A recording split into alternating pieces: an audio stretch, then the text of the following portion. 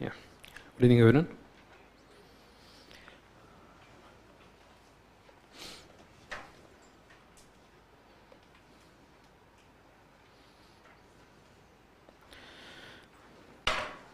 So, yeah. So my name is Rajesh. So I'll be taking this session on environment and disaster management. So we are going to analyze the last 3 years of mains paper, and we will see what exactly is the pattern and how to orient our preparation according to the requirement of UPSC. First, we have to understand what is the requirement of UPSC, what is the nature of the questions which have been asked, and the weightage of this entire area. So what are the sources to be followed, and so how to tackle the answer writing in this part. So this brief analysis we will go through, and then we'll go to question one by one. Okay, we'll try to solve all the questions. So with this you will get a better orientation, okay, better idea of this subject, how to approach in UPSC. Okay? So because every subject will have its own way of tackling. Some of the subjects are too static. For example, geography. Okay, they're more of static in nature. Some of the subjects are very current oriented. Okay, so for example, our environment. Some of them require the mix of both. So it is very much necessary that you have to understand this demand of UPSC. What is the required approach? Okay, so for that, this 3 years analysis, last 3 years. I'll give you the overview of last 10 years also. कि पूरा overview दे दूंगा अब तो किस में कितना questions आए हैं, क्या वेटेज है, but questions will restrict to last 3 years. ठीक है. So before we start, so how many of you are expecting to write this year? मतलब एक्सपेक्टेशन तो हाथ खड़ा कर सकते हो, ठीक है. तो लेट्स होप.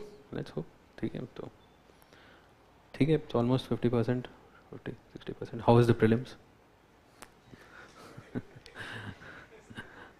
ठीक है. तो ट्रस्ट मी, हर बार तो लोग ऐसे ही बोलते हैं. तो ज़्यादा टफ था, बहुत अलग सा पैटर्न आ गया, पैटर्न चेंज हो गया. So all of these things which we hear about the prelims paper every year, but this year actually it had happened. To some extent, like the way the questions, the options have been framed, that made the questions difficult. Okay, so you might have seen our analysis also. So let's hope for the best. But in the meantime, it's not at all suggest to wait for the result. You should start your mains preparation immediately, whether you are going to appear for this year or not. Okay, so the suggestion is please start your mains preparation immediately. ठीक है. तो कितना दिन हो गया prelims होके? 9 days, 10 days. Okay, so imagine yourself preparing for the prelims 10 days before the examination.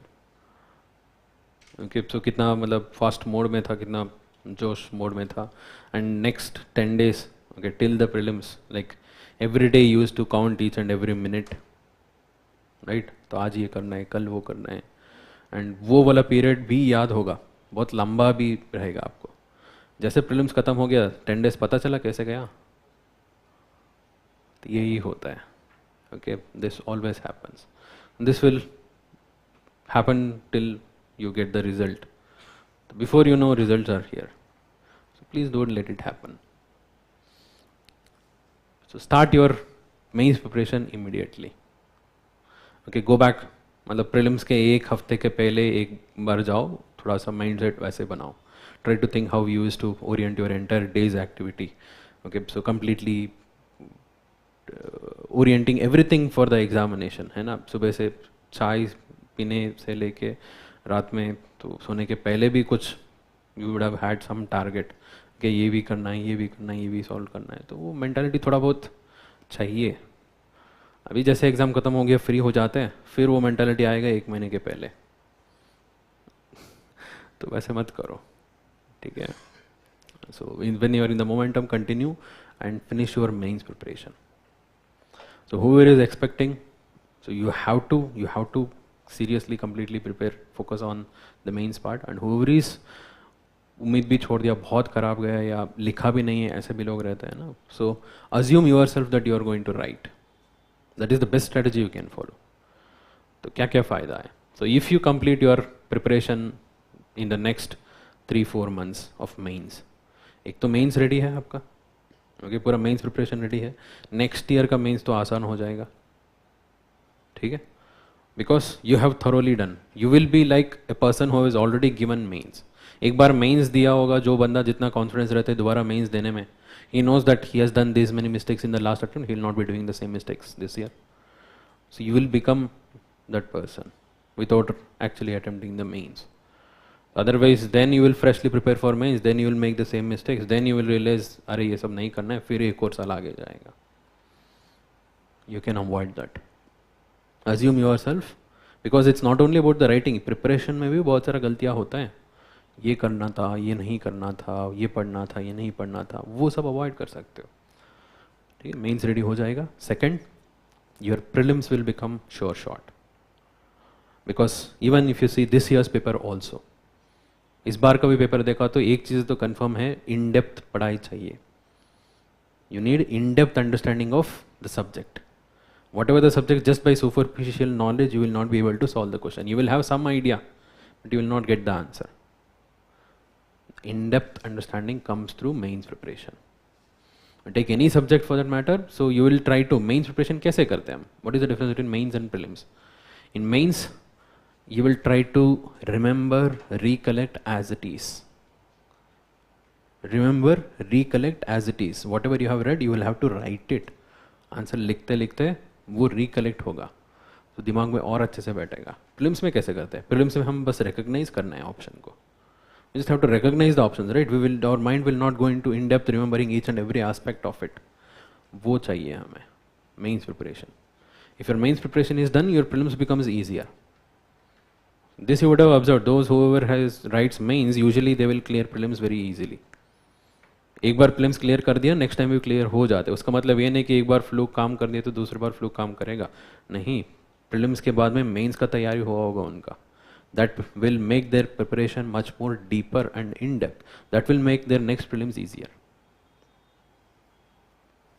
ठीक है. So try to kick start your mains preparation, whether you are going to write or not. तो UPSC पे उतर गया तो करना ही है, इस साल नहीं तो नेक्स्ट साल तो करना ही है, तो अभी से करो, ठीक है. For mains we need to understand, it is very important that we need to go through the previous papers and understand the pattern, so that we can orient our overall preparation of the subject accordingly. So that is the purpose of this entire session. ठीक है. So let's start with the basics. Okay, starting from the syllabus only. ऐसे शुरू करते हैं.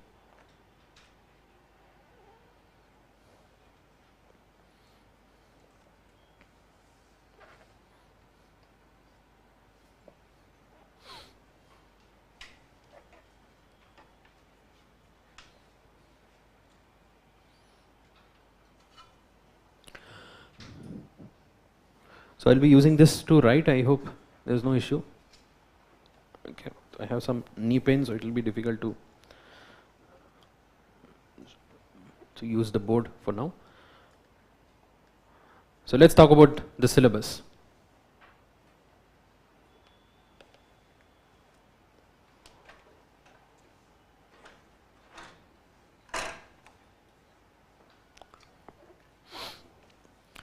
This is the syllabus. This is a screenshot of the syllabus taken from the notification itself.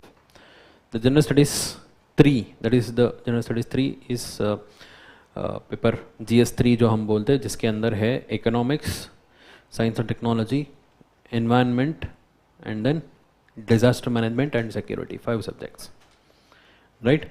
So in that 2 important जो हमारा लिए आज के लिए चाहिए, environment and disaster management. Environment and biodiversity, they refer to the same thing. Okay, they are not separate, they are part of the same thing. Environment, biodiversity and disaster management. This is the overall heading. The syllabus which is given, this is the single line syllabus for the entire environment. Conservation environmental pollution and degradation, and then environmental impact assessment, EIA. Environmental impact assessment. This is one of the very few topics which has been specifically mentioned. Very small topic, but still specifically mentioned in the syllabus. So we need to give some importance to here. Okay, छोटा सा topic है, 2 बार question आ चुका है. In the last 10 years, twice the questions have been asked here. So conservation, environmental pollution and degradation. Conservation refers to the conservation of the environment, conservation of the biodiversity, the conservation of life around us, that is the various initiatives, that is conservation. Environmental pollution and degradation includes all the changes which we are making on the surface of earth. Okay, so all the changes includes the global warming, climate change, land degradation, deforestation, air pollution, soil pollution, all the different types of pollution which we are bringing on the surface of earth, including the depletion of the water resources. All of this comes under this topic. Okay, these are the main overview of the environment part. Disaster management very clearly given, disaster and disaster management. Disasters and disaster management. Okay. So disasters refers to the events, disaster management refers to the measures which has to be taken. Okay, for example, earthquake is a disaster. To reduce the impact of earthquake, we need to take the mitigation measures, right? So that is referring to the disaster management. Okay. This is the overall syllabus. So combining environment and disaster management, if you combine both together as a single unit,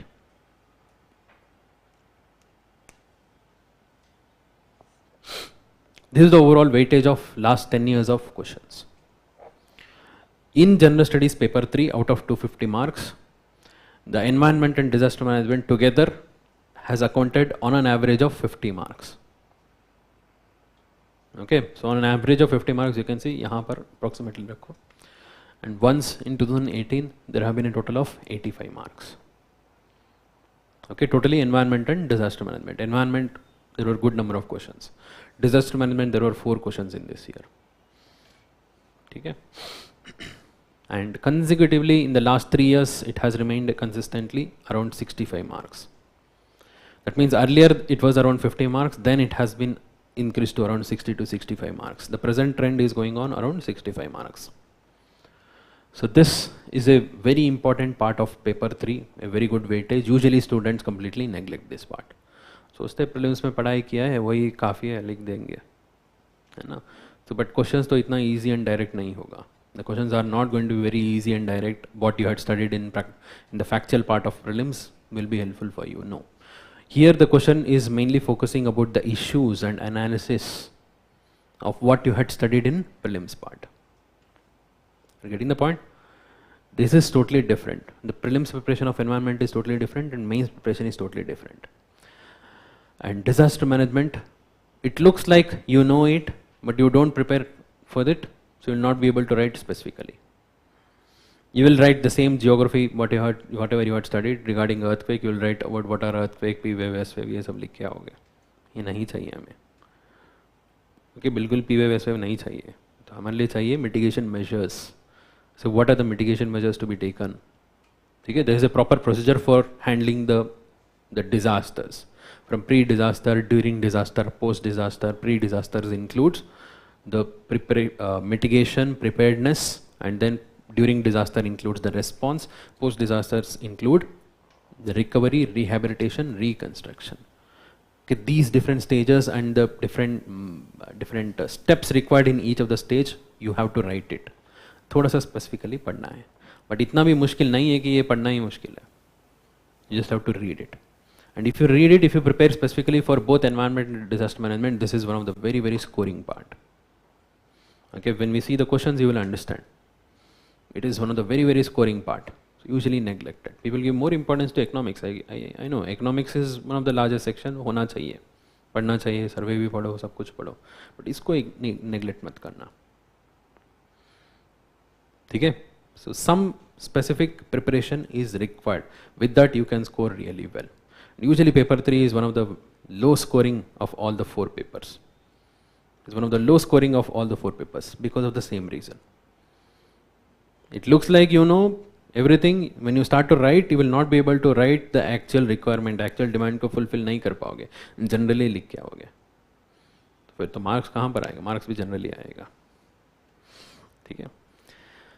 So this is regarding the total marks in the last 3 years. As I told you, on an average 65 marks has been the trend. And the last 10 years, it has been 10 years since the main syllabus changed.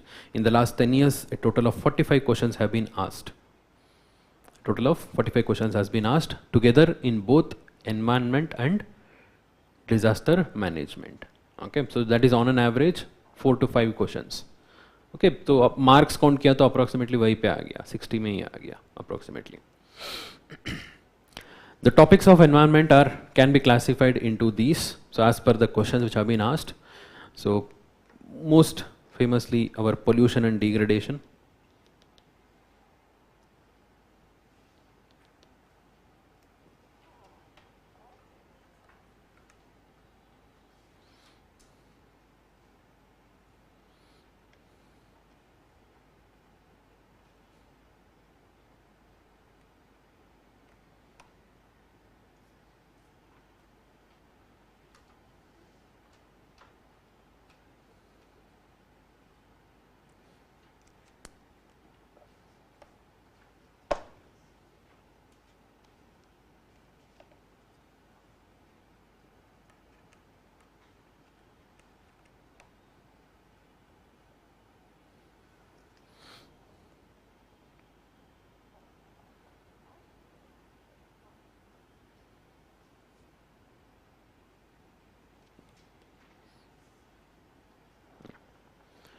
So most famously the pollution and degradation part. Usually every year you can expect 1 or 2 questions from this part.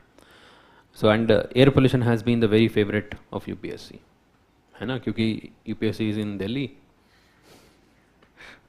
So the people who are working in UPSC or those who are setting paper, they are already always every year they would have faced the issue of air pollution. चलो पूछ ही लेते हैं हर बार. So every year you can expect a question. You can see there are a total of 11 questions in last 10 years. मतलब हर साल तो है ही. ठीक है, तो उसमें तो मैक्सिमम एयर पोल्यूशन रिलेटेड ही है. Other than that there are total of 9 questions related to energy. So energy component talks about majorly the renewable energy and the initiatives taken in the context of energy conservation, energy efficiency. Okay, so here again issue based. Okay, issue based होगा, factual कम रहेगा. And climate change, of course, it is considered to be part of this pollution and degradation का ही होगा, but उसको separate इसलिए किया कि थोड़ा बहुत इसका significance है ही. So particularly 2021, there were 2 questions directly from our COP. Okay, जो COP Glasgow COP हुआ था उसमें directly 2 question आया था. There were 3 questions in environment, 2 questions from the direct COP only.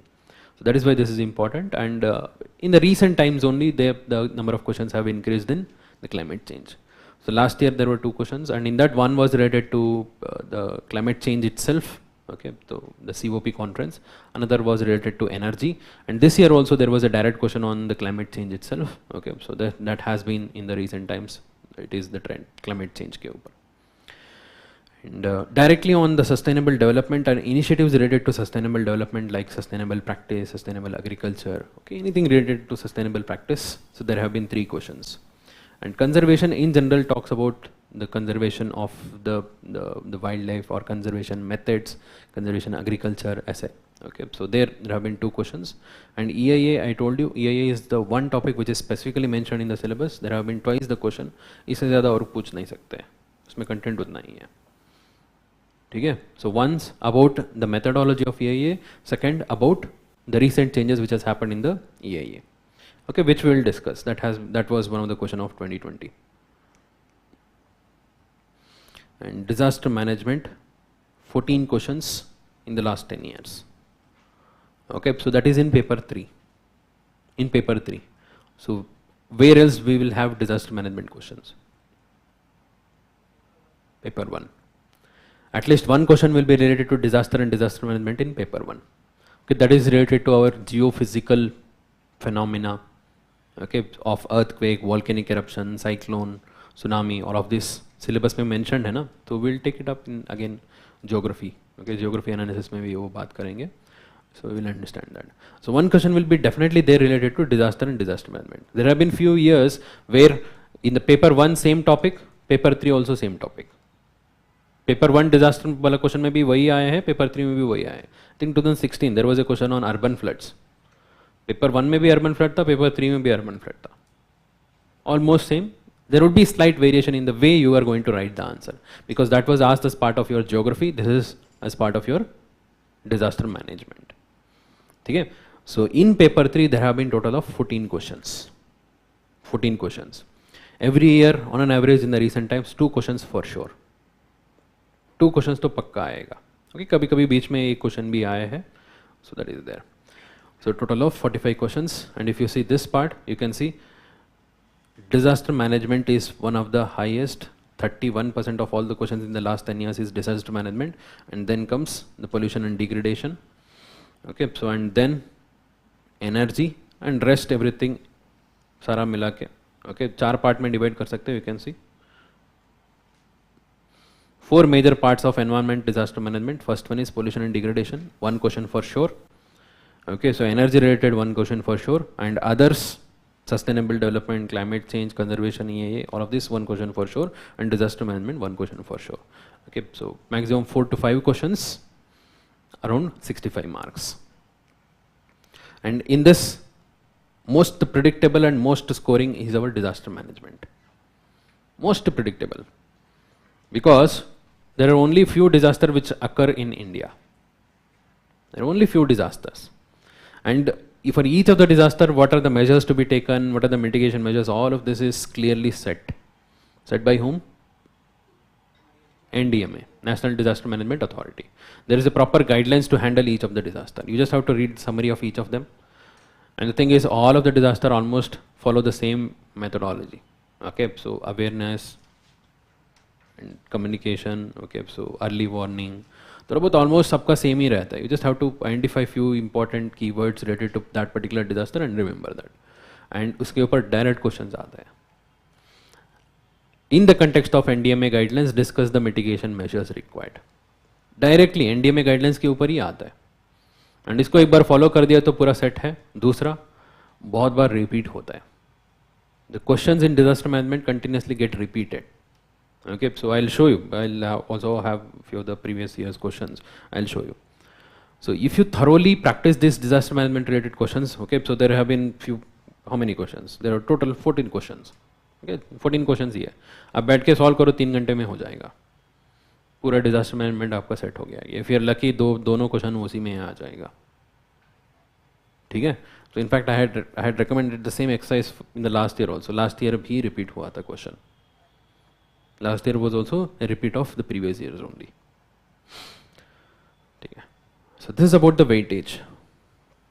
What about the nature of the questions? So we have 2 sections, environment and disaster management. Environment, most of the questions, okay, nature में कैसे होगा? Either we have static type or current affairs type. Okay, so which type of question it is? Either totally static or totally current affairs. So in environment, most of the questions are related to current affairs. Most of them are related to current affairs. That has been the trend in the last few years. But that doesn't mean that you can completely ignore the basic concepts. You cannot completely prepare from current affairs alone. Whatever you had read for the prelims point of view, the basics of environment, please revise, particularly the part related to the pollution and degradation. You have to understand the basic concepts of pollution and degradation. What causes air pollution? The causes of air pollution. What causes the global warming? The mechanism of global warming. What causes acid rain? The question on acid rain came last year. Right? So these basic causes, basic mechanism, you have to be aware. Okay? Then on that there will be current affairs. Questions are majorly around current affairs only, but you cannot tackle it without the help of the conceptual part here. And here you can give less importance to the biodiversity, the names of species, national parks, ये सब तो नहीं करना है. You can skip all of that. For mains part, what is required? Our ecology part. Ecology वाला part जो पढ़ा है ना, तो उसको थोड़ा सा slightly revise कर लेना. वो हमेशा useful रहेगा. The basic terminologies related to ecology, ecosystem, the food web, food chain, इसको यूज़ कर सकते हैं, इसके ऊपर डायरेक्ट क्वेश्चन ना आ सकते हैं बट यूज़ तो कर सकते हैं. And second, there are few topics related to ecology like wetlands, definitely questions have come. Wetlands, mangroves, the types of ecosystems, right? So their nature, their behavior, the changes which are happening. So there the questions will come. And then degradation, environmental degradation, environmental pollution degradation, there the basic concepts. So prelims वाला part में इतना तो revise करना ही है आपको. बाकी सारा current related होगा. बाकी सारा current related होगा. ठीक है? So but the questions are going to be around current affairs, because when you see the questions you will realize about a particular event or about a particular scheme which is currently implemented, but in the backdrop of what you have learned from the conceptual part. So that is the nature of environment. Disaster management I have already discussed. Disaster would have happened, that is why the question has been asked. Okay, there have been landslides, questions will come on landslide. There have been cloudburst, questions will come on cloudburst, but not on the current affairs. Questions are not going to be on the current affairs. Questions are going to be about the mechanism of disaster. What is the mechanism behind disaster? What causes the earthquake? What are the impacts of earthquakes? What causes landslide, impact of landslide? And what are the mitigation measures? There is a set pattern for disasters. Okay, what is a set pattern? Let me just tell you. So approach mein hi clear ho jayega.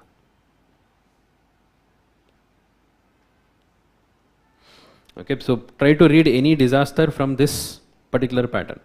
First, what is disaster?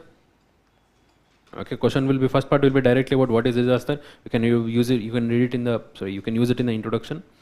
And second, causes of disasters. Every disaster will have natural cause as well as anthropogenic cause, generally. Okay? And third, what are the regions in which these disasters occur? Regions of India, of course. Okay, we are talking about disaster management in India only. What are the regions in India? We have this kind of disasters. These are the landslide prone areas. These are the earthquake prone areas, cyclone prone areas, cloudburst prone areas. ये भी तो चाहिए. And here definitely you can use a map. India map लिखो, वहाँ पर describe कर दो. ठीक है? And then comes the measures. What measures are required to tackle this particular disaster? And always divide the measure into three parts. First part is pre-disaster, second part is during disaster, and third part is post-disaster. Before the occurrence, when the disaster happens, and after the disaster. In pre-disaster we have mitigation measures and preparedness measures. Okay, mitigation measures and preparedness measure. In during disaster, what we have is only response. Post-disaster, recovery, rehabilitation, reconstruction. This is general common to every disaster. Within each of the disaster, you have to write specific points.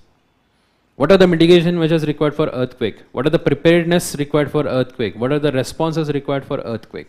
Recovery, rehabilitation, reconstruction. Okay, try to list down at least 3 to 4 points in each of the disaster. आपका पूरा काम हो गया. इसमें आपको काम आ जाएगा. Measures के लिए follow NDMA guidelines.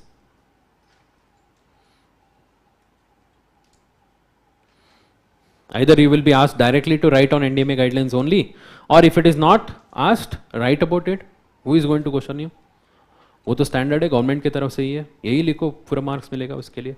Whether it is asked directly or not, you have to write NDMA guidelines only. देखो हो गया पूरा disaster related. Prepare every disaster from this point of view, है ना. एंड करंट रिलेटेड डिजास्टर्स जो है उसके ऊपर थोड़ा सा ज्यादा फोकस करना. बट करंट इश्यूज, करंट जो डिजास्टर हुआ है वो कैसे हुए उसके ऊपर ज्यादा नहीं आएगा. एक दो क्वेश्चन हो सकते हैं. वार्निंग मेथड कैसे है. Okay, last year, before last year there was a question on the cyclone warning method. News में था इसलिए आ गया. ठीक है, अदरवाइज तो सेट पैटर्न ही है.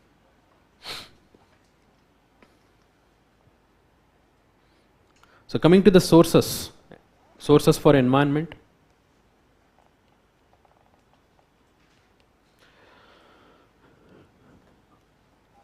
So for environment you must have already realized there is no standard source.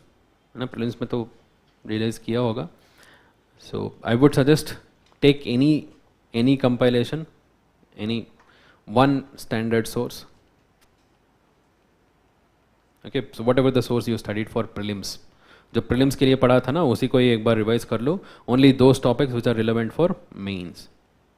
I already told you the ecosystem, ecology and then the environmental degradation. इसके related जो भी topics है उसको एक बार revise कर लो, काफ़ी है. In addition to this, current affairs.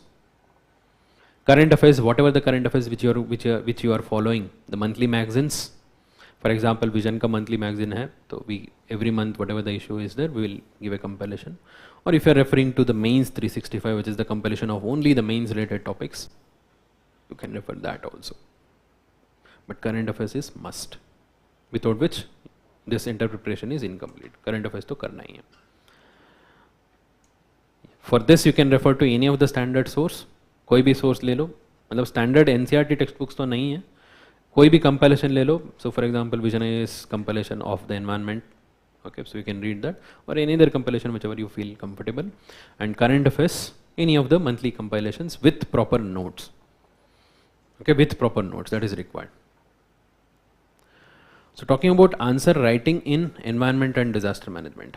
What about disaster management? Disaster management, again, there is no proper source, there is no textbook. There is one textbook, CBSE 11th standard about disaster management ऐसा एक book है, but that is not sufficient. That is not sufficient. So any one proper compilation related to disaster, that would be fine. You can refer to Vision IAS compilation, where we have given one single document for all the disaster management. Okay, so you can keep that, and in that see whether NDMA guidelines are added or not. Okay, vision वाले material में तो हमने add कर दिया है, तो you can see that जो भी NDMA guidelines है वो properly mention होना चाहिए. For each of the disaster you have to remember at least 4-5 NDMA guidelines. ठीक है. And answer writing.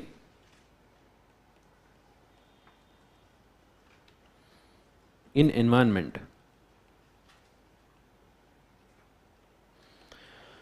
In environment, the answer writing should focus more about writing objectively.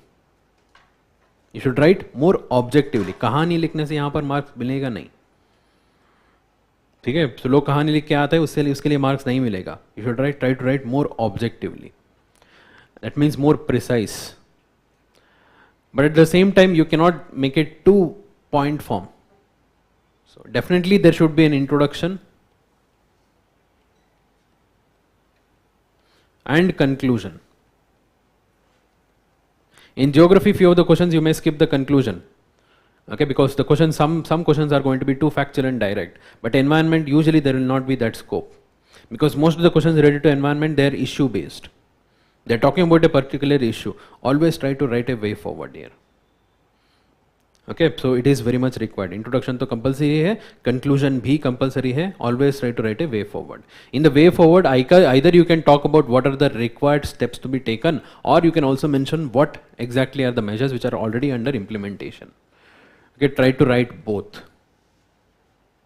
Okay, so don't always criticize. हम कुछ नहीं कर रहे तो बस ऐसा ही प्रीची मत बनाओ. थोड़ा बहुत ये भी लिख लेना हम ये सारा measures भी कर रहे. Write the examples of 1 or 2 initiatives which are already taken. Okay, so that is about introduction and conclusion. And examples, you should write as many as possible. Examples. You're talking about climate change. You have to take various different examples of the initiatives related to climate change. You're talking about air pollution. Try to write various incidents of air pollution. Okay, so and various examples of initiatives taken to control the air pollution. Examples are must. That will add value to your answers and that will substantiate what exactly you're trying to say. Okay, what are the reasons behind the decline in water resources in India? Declining groundwater के लिए क्या-क्या कारण है? Okay, so for each of the region, there is a reason. For example, you talk about the northern region, the Himalayan region. The main causes behind the water decline over there is deforestation, okay, road construction, or the dams and bridges construction. वहाँ पर एक दो example लिखो ना. So recently issue वहाँ पर हुआ था. Okay, so we can also take the example of the Joshimath. Okay, so Joshimath में land sinking हो रहा है. तो example लिखो. Substantiate होगा. It will add value to your answer, right? And current affairs. Whether the question is asking about current related issues or not, try to bring current affairs. In your environment answer, we should be able to see as many current relevance as much as possible. That will again link your overall, the analysis, overall answer with the current affairs.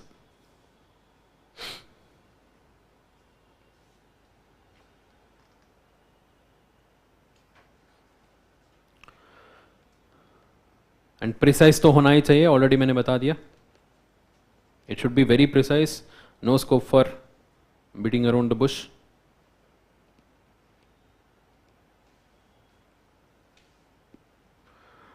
Disasters, always try to write a map, draw a map and show the regions affected by that particular disaster. We're talking about the earthquake, regions impacted by earthquake. Okay, landslide, regions impacted by landslide. Second, any of the recent disasters, you have to give the examples. Talking about the earthquake, recent earthquakes. Talking about the cloudburst, recent incidents of cloudburst. You have to bring them. And try to bring as many points as possible while talking about the mitigation. Okay, diversify your points. Don't write in one particular direction. है ना, पहले बात है मैंने already एक framework दे दिया. What are the measures required to deal with the earthquake? If at all the question comes, you have to talk about pre-disaster, during disaster, post-disaster. Within pre-disaster, mitigation, preparedness. है mitigation के अंदर भी एक दो extra अलग अलग points लिखो. Try to diversify as much as possible. Okay, that will make your answer more comprehensive. And here also there is no scope for beating around the bush. Answer should be precise and direct. जितना आप bullet form में लिखोगे, जो arguments हो गया, points हो गया, उतना अच्छा रहेगा. Of course you have to start the answer with introduction and conclusion. Okay, there you have to use paragraph. Okay, so here also introduction and conclusion is must.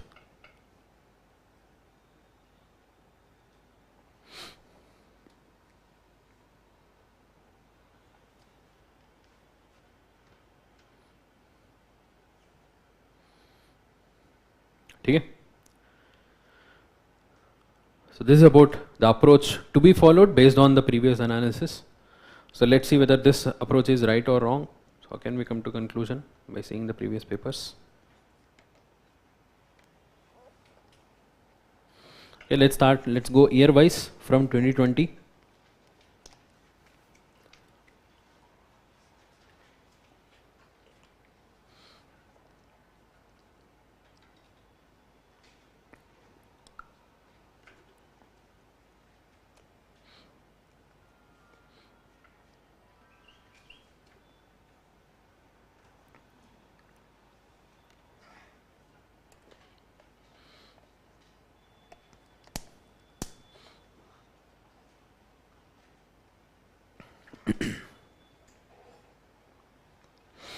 See, any question, whether it is not only for paper 3, even for any paper, paper 1, paper 2, paper 3, when you read the question, try to develop a brief structure before you write the answer.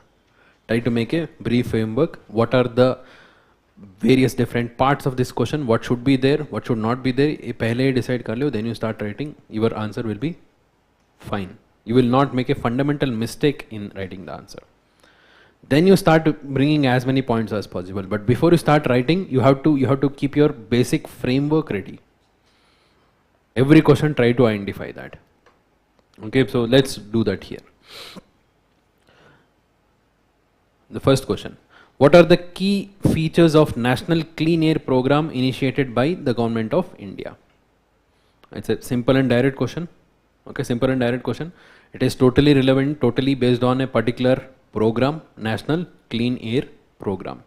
Okay, this is related to which topic of environment? Pollution, pollution and degradation. And 2020 में ये question आया था. 2020 में इसी related एक और question भी आया है. National Clean Air Program in the context of WHO guidelines. Okay, so almost repeat है. Let's try to identify the different parts here. The first one, it's always introduction. Okay, so what exactly you have to do about introduction? कौन सी introduction करोगे यहाँ पर? You can talk about the introduction of air pollution. In that context only this program is there, right? You can introduce with air pollution. Second, key features of National Clean Air Program. Okay, so you will directly talk about features. What are the key features of National Clean Air Programs initiated by Government of India? Since it is related to a particular issue, try to bring the significance of this program. Why this program is important? How it is different from the other earlier programs related to the air pollution. Okay? When you talk about the significance, that itself will become conclusion, because significance has not been asked separately in the question, right? Try to highlight the importance of this program. Significance क्या है ये highlight करने की कोशिश करो. So that will end the answer by itself. That is actually your conclusion itself. But significance is required because the question is pretty direct. Usually in very less occasion you will find a direct question like this. Directly आ गया, इस programme के बारे में बताओ, उसका मतलब ये नहीं कि बस उसका प्रोग्राम के बारे में बता के खत्म कर दोगे. You have to write why it is important, why it is a important programme, है ना. तो इसको इतना क्यों सिग्निफिकेंस क्यों दिया है. So introduction, how can you introduce this question, can somebody tell me, अभी बताइए. Try to think and tell me how can we introduce this answer.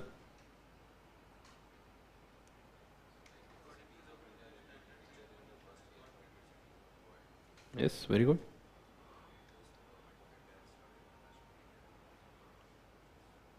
ठीक है. Anything else? Somebody was saying?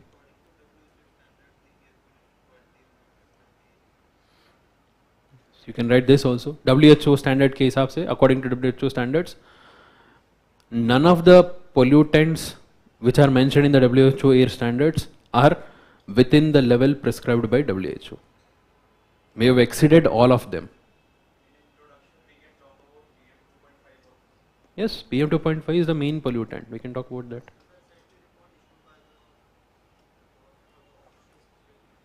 Come again? Yes. You can write about any of these recent report, but you have to mention the name of this.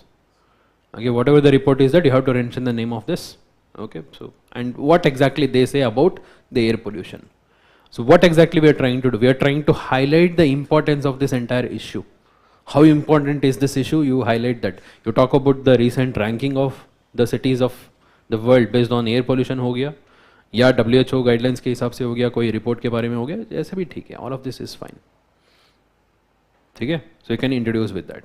So now, what are the features of this National Clean Air Program? This is totally factual and direct. Whatever you know about this National Clean Air Program, you have to write here. So बताइए what is this National Clean Air Program? Here there is no scope for beating around the bush. You have to directly come to the point. And यहाँ पर जितना पता है उतना ही लिखना है. So don't make your own features here. ठीक है? अलग अलग features हम describe बना के फिर प्रोग्राम में ऐड कर देते हैं, तो ऐसे मत करो. So what is this National Clean Air Program? ये आइडिया? सिटीज, ठीक है. और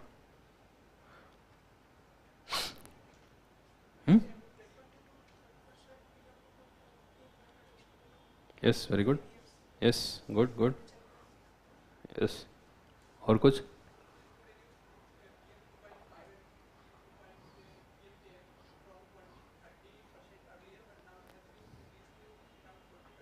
यस, जब क्वेश्चन आया था 20 to 30% ही था, अभी इंक्रीज हो गया. ठीक है. So what exactly is a program? It's a program to control air pollution in India. Okay, simple feature से एक feature लिखते जाओ. It's a program to control air pollution in India. कहाँ पर? Cities. So this program specifically targets PM 2.5 and PM 10. These are the two major air pollutants which are a huge cause of concern in most of the cities. This program targets these two air pollutants, the particulate matter. Originally, it aimed to reduce 20 to 30% of this PM 2.5 to PM 2.5 to PM 10. Now it is been upgraded to 40%. ठीक है. By how much? By what level? By the levels which are prevalent in 2017. By the levels which were prevalent in 2017. 2017 में जितना level था उससे 20 to 30% कम होना चाहिए. By when? 2024. देखो इतना सारा पॉइंट्स मिला है आपको.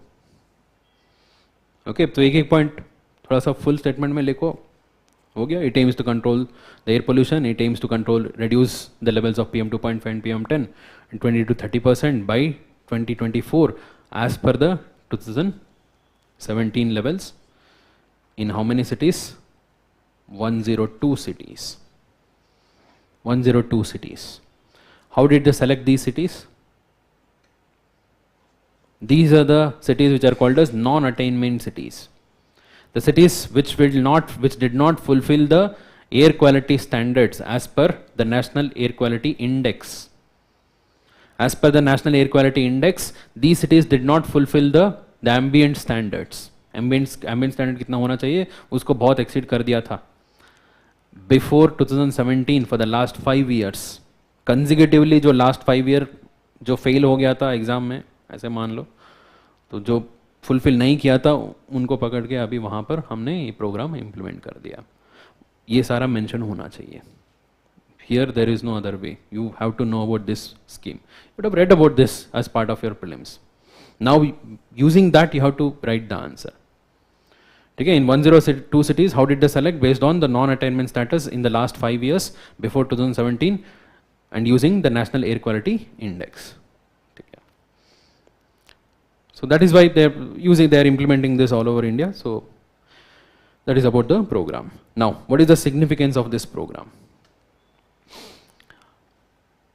This program specifically targets PM 2.5 and PM10, one of the huge cause of concern for the health issue in India. है ना? So इसके वजह से ही, for example, दिल्ली में जो winter में होता है, so the smog, and the winter smog is mainly caused by the particulate matter, right? So in many of the cities during the winters, because of the low air movement, low wind, the air becomes stagnant and these particulate matter get stuck, and that creates a huge health concern. And this is going to be a very good initiative to reduce the levels of the PM 2.5 and definitely has a clear implication on the public health. And how exactly this is going to be different from the earlier programs? So they are trying to increase the monitoring component here. Because earlier programs also have the features. यहाँ पर भी features है, यहाँ पर भी जो भी चाहिए करना चाहिए, ये सब चीज़ें बातें तो हुआ है. But in this program, more emphasis has been given to monitoring, regular monitoring of the sources from which they are emitting. वहाँ पर monitoring होगा, regular check होगा, and that too it is done in a decentralized manner. At the city level, okay, at decentralized manner everywhere at the city level. So these features make it different from the earlier programs. ये आपका significance भी हो गया, तो conclusion भी हो गया. है ना? How exactly this is important, why this program is important, how it is different from the earlier programs, and why it is considered to be, it is expected to be better, मतलब going to be successful in the future. हो गया? ठीक है? This is your answer. Brief होना चाहिए, to the point होना चाहिए. There is no value to beating around the bush and adding unnecessary imaginative points, imaginative features. जितना पता है उतना लिखो. अगर आपको पता नहीं 2024 तक अचीव करना है, so don't imagine 2030 तक लिखना है, ऐसे मत करो. जितना पता है, नहीं पता है तो वो पॉइंट स्किप कर दो बस. जितना पता है उसी को ही मार्क्स मिलेगा. ठीक है? So any doubts here? तो डायरेक्ट है. लिमिटेशंस का स्कोप नहीं है, because the question just simply asks what are the key features. क्योंकि आप लिमिटेशन लिख दिया, फिर उसको इंप्रूव कैसे करना है ये भी लिखना पड़ेगा. So you are unnecessarily expanding the answer. Stick to this much only. Key features में आप रिलेट कर सकते हैं why it is important. Feature में आ जाएगा ना सिग्निफिकेंट क्यों है, तो वो कंटिन्यू हो गया. You talk about the limitation. अगर इसी क्वेश्चन में discuss the recently launch national clean air programme, अगर डिस्कस आ गया, then you have to write limitations. Getting the point? Discuss, critically analyze. Critically analyze आ गया, definitely लिखना ही है, वो तो आधा आंसर हो जाएगा. Limitations. So in the same way, there was another question totally ऐसे ही था, the scheme based, initiative based. What are the salient features of Jal Shakti Abhiyan launched by the government of India for water conservation and water security? Very similar, एक scheme के ऊपर ही है. Okay, so here also we will have introduction, the first part. Second part again features. Third part we will discuss the significance, which we will link it with the, which we will consider to be the conclusion. One of the very few years where we have a direct question, directly एक scheme के ऊपर, program के ऊपर question आ गया. ठीक है. So बताइए how can you introduce this question? So let's say you don't know about जल शक्ति अभियान. कुछ लोगों को पता नहीं जल शक्ति अभियान क्या है, but introduction तो लिख सकते हो, है ना? With the name you can come to conclusion about. This question is about water conservation, water security. ये भी statement में ही दे दिया है. तो introduction बताइए, देखते हैं. Which one? Yes, very good, very good. You can bring that Niti Aayog's composite water management index, right? वही है ना, composite water management index. ठीक है.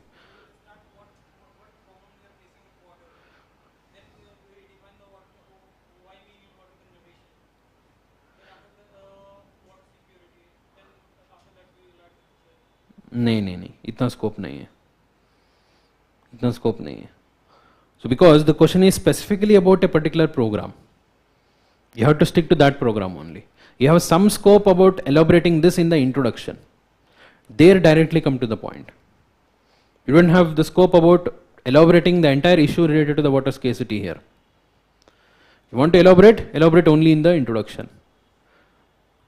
The issue of water scarcity in India, here it will be very good if you can bring any of the report.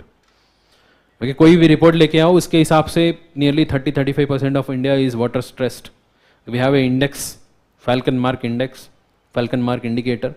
So based on which nearly 30% of India is water stressed. Okay, moderate to highly water stressed. That shows the overall level of water scarcity which is being faced in India. अगर ऐसे एक report हो गया तो आपका पूरा answer का mood set हो जाएगा. फिर आप डायरेक्टली आप प्रोविजंस लिखो, फिर सिग्निफिकेंस लिखो, हो गया. Right? So you can right, other than this you can write about any of the recent initiatives, recent issues faced by any of the cities. कोई भी सिटीज में बहुत ज़्यादा स्केर्सिटी हो गया था, ऐसा जो भी है लिख सकते हो. द फीचर्स ऑफ जल शक्ति अभियान, बताइए व्हाट इज दिस जल शक्ति अभियान launched by the government of India? No. There is no scope for Ganga rejuvenation mission here. Why there is no scope for Ganga rejuvenation? Because the question is about a very specific scheme. It is not related to Ganga rejuvenation. No need to write. No, that is not Jal Shakti Abhiyan. Jal Jeevan है, Jal Jeevan mission है. Confuse नहीं होना चाहिए. Yes, it is about conservation of water by protecting our traditional water sources. with traditional water conservation methods है ना, उसको लेके आना है. This is like a overall management of water resources. जैसे पहले करता था वो वापस लेके आने हैं बस.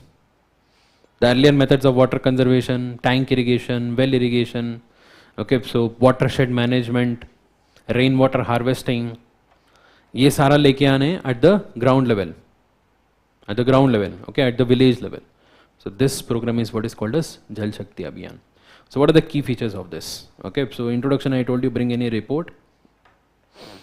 In the features, you can say when this program has been launched. This program was launched in the year 2019, and it is expected to play a very important role in conservation of the water, because it involves the collaboration of all the ministries and all the departments which are involved in water conservation.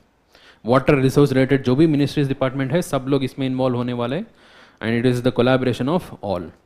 It mainly gives emphasis to techniques of water conservation and harvesting, and most importantly following the traditional practices of water conservation.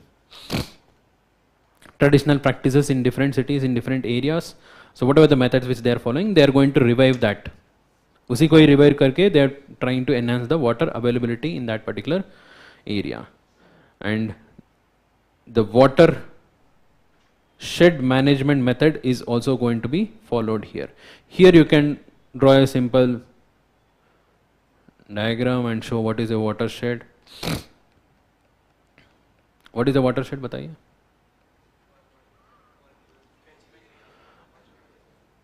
So it is basically all the rivers and the streams which are there in a particular area are collecting into one major channel, and that entire area drained by this entire smaller and the streams is considered to be the watershed of this particular channel. If you consider the watershed approach, it is going to be very, very useful in order to conserve the local resources as well as to enhance the water availability, both surface as well as subsurface.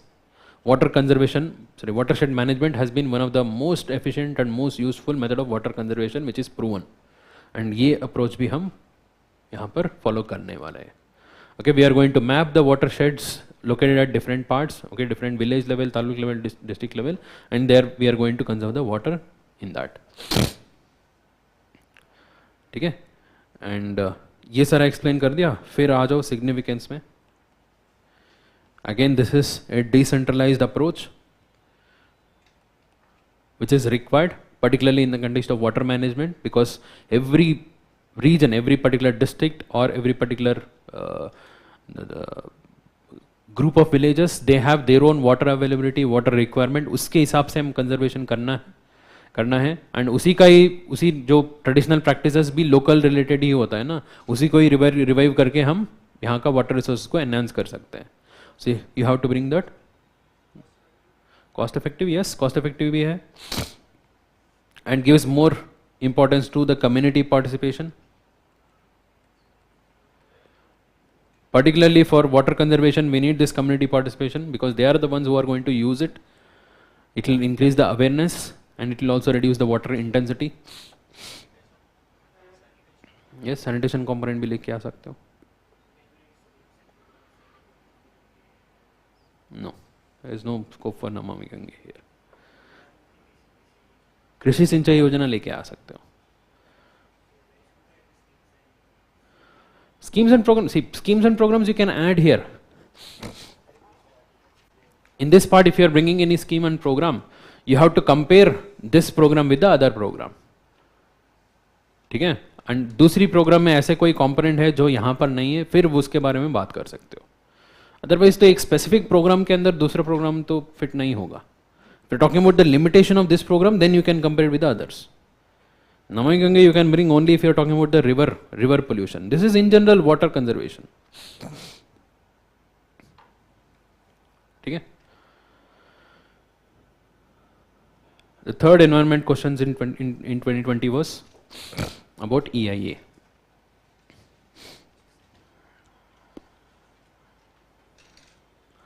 This was also very specific question. How does the draft environment impact assessment notification 2020 differ from the existing EIA notification 2006?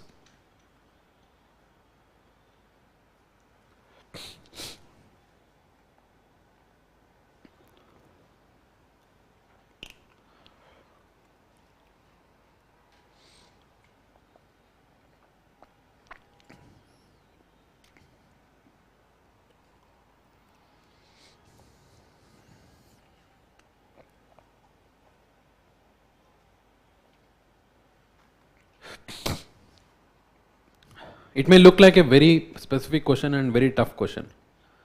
So लगता है? But this was one of the most predictable question of that year. One of the most predictable question of that year. Because first of all, EIA is mentioned directly in the syllabus. Second, EIA in India is based on a notification issued by the central government based on the powers of Environmental Protection Act of 1986. उसके power use करके एक notification issue करता है. The last time the notification issued was in 2006. उसके बाद में 2020 में draft notification लेके आए थे. They had brought notification, draft notification in 2020. Draft था, it was introduce to take the opinion of the people. Okay, community opinion के लिए इंट्रोड्यूस हुआ था and it was withdrawn later because it was widely criticised. फिर withdraw कर लिया, फिर दोबारा उसके बारे में बात ही नहीं हुआ. अभी भी 2006 का ही चल रहा है. Okay, so you remember in the last 15-20 years, for the first time they tried to bring some change in environmental impact assessment, and environmental impact assessment is clearly mentioned word in the syllabus, so you should have definitely gone through this. अभी तो relevant नहीं है. So I not go into to detail here क्या क्या हुआ था. So, आपको इसका इंटेंशन समझना चाहिए, क्योंकि ये ड्राफ्ट तो तभी उसको डिस्कार्ड कर दिया. It did not go forward. Okay, so I think I have covered in the class only draft में क्या चेंजेस था, नॉर्मल में क्या था, तो वही लिखना है. ओके, सो नॉर्मली क्या है 2006 नोटिफिकेशन के हिसाब से क्या है, एंड ड्राफ्ट में क्या चेंजेस लेके आना था. ठीक है, so tell me the structure for this.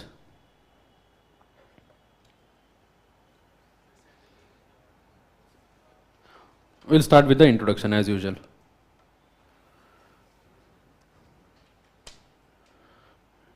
ठीक है, what will you write in the introduction? EIA definition लिखो, simple. What is EIA? What is EIA? Environmental impact assessment. Okay, what is environmental impact assessment?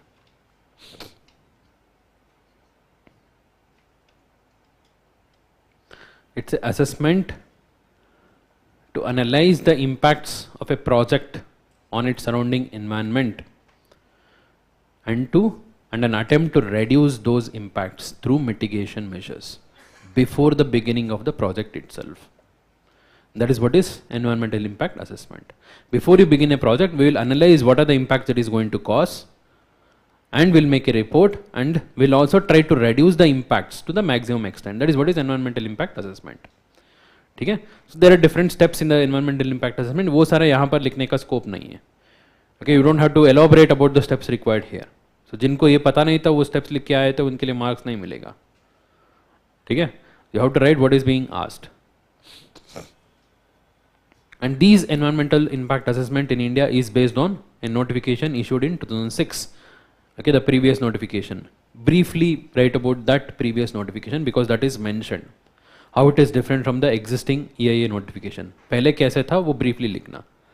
So as per the earlier notification, the projects which require environmental impact assessment in India are categorized into two categories. Category A and category B. B is divided into B1 and B2. Category A requires the clearance at the national level, category B requires the clearance at the state level. For B1 and A category, the clearance is compulsory, B2, the clearance is not compulsory, it is not required. ठीक है?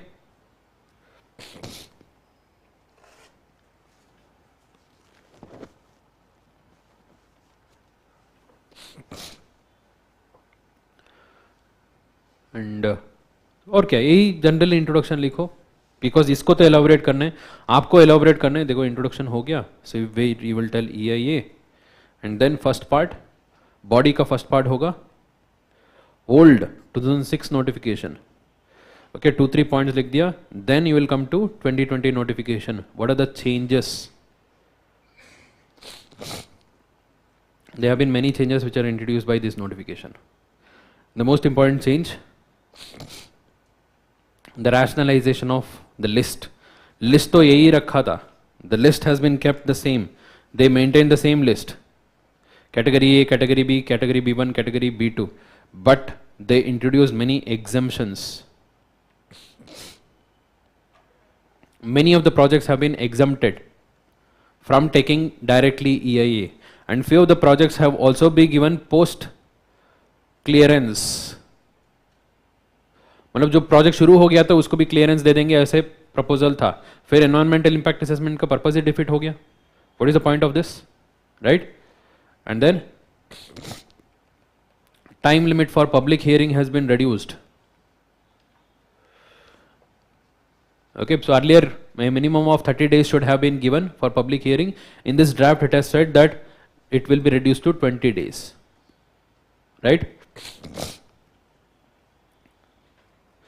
And not only the provisions, the changing provisions we are talking about, you will also write the implication of this. इसके वजह से क्या होगा वो भी कर लो ना. So because the question is saying how exactly it differs from the earlier ones.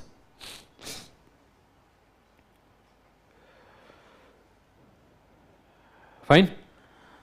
So other than this, reporting provisions have also been changed.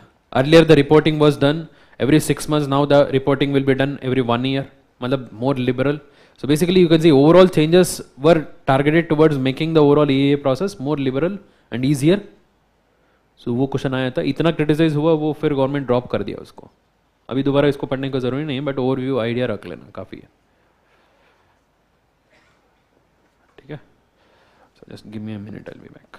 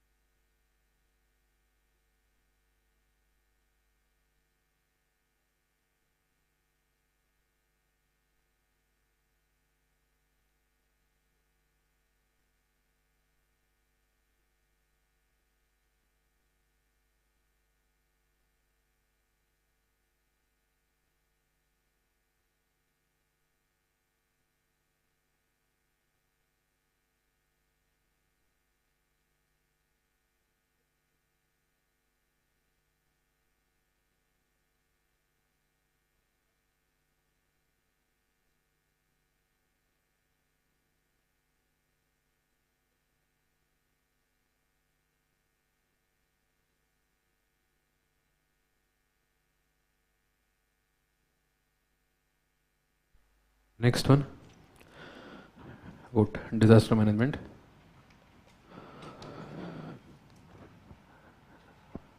This is a pretty simple and direct question actually.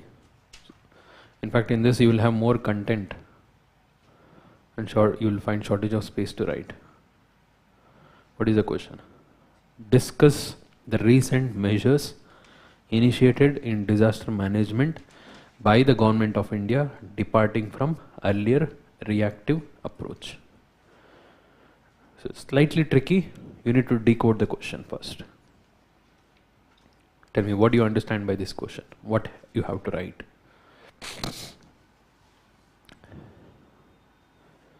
What are the different parts?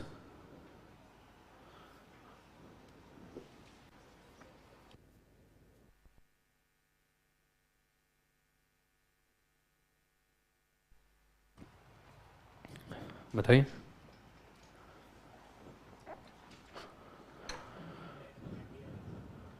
NDRF, ठीक है, और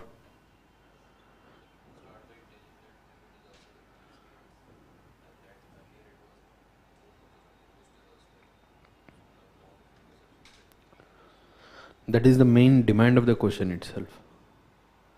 What you are saying, you will start by telling, right? That is the actual demand of the question. So what is the demand of the question? It is basically saying that earlier the government used to follow reactive approach. Earlier the government used to follow reactive approach. Now it has departed from that approach and has introduced various different measures. You have to talk about both. पहले बात करना है, the first part of the question is about how exactly the present approach is different from the earlier approach. And the second part of the question is what are the measures taken under the present approach. Okay. You will have a separate introduction. This will be part of the body of the answer.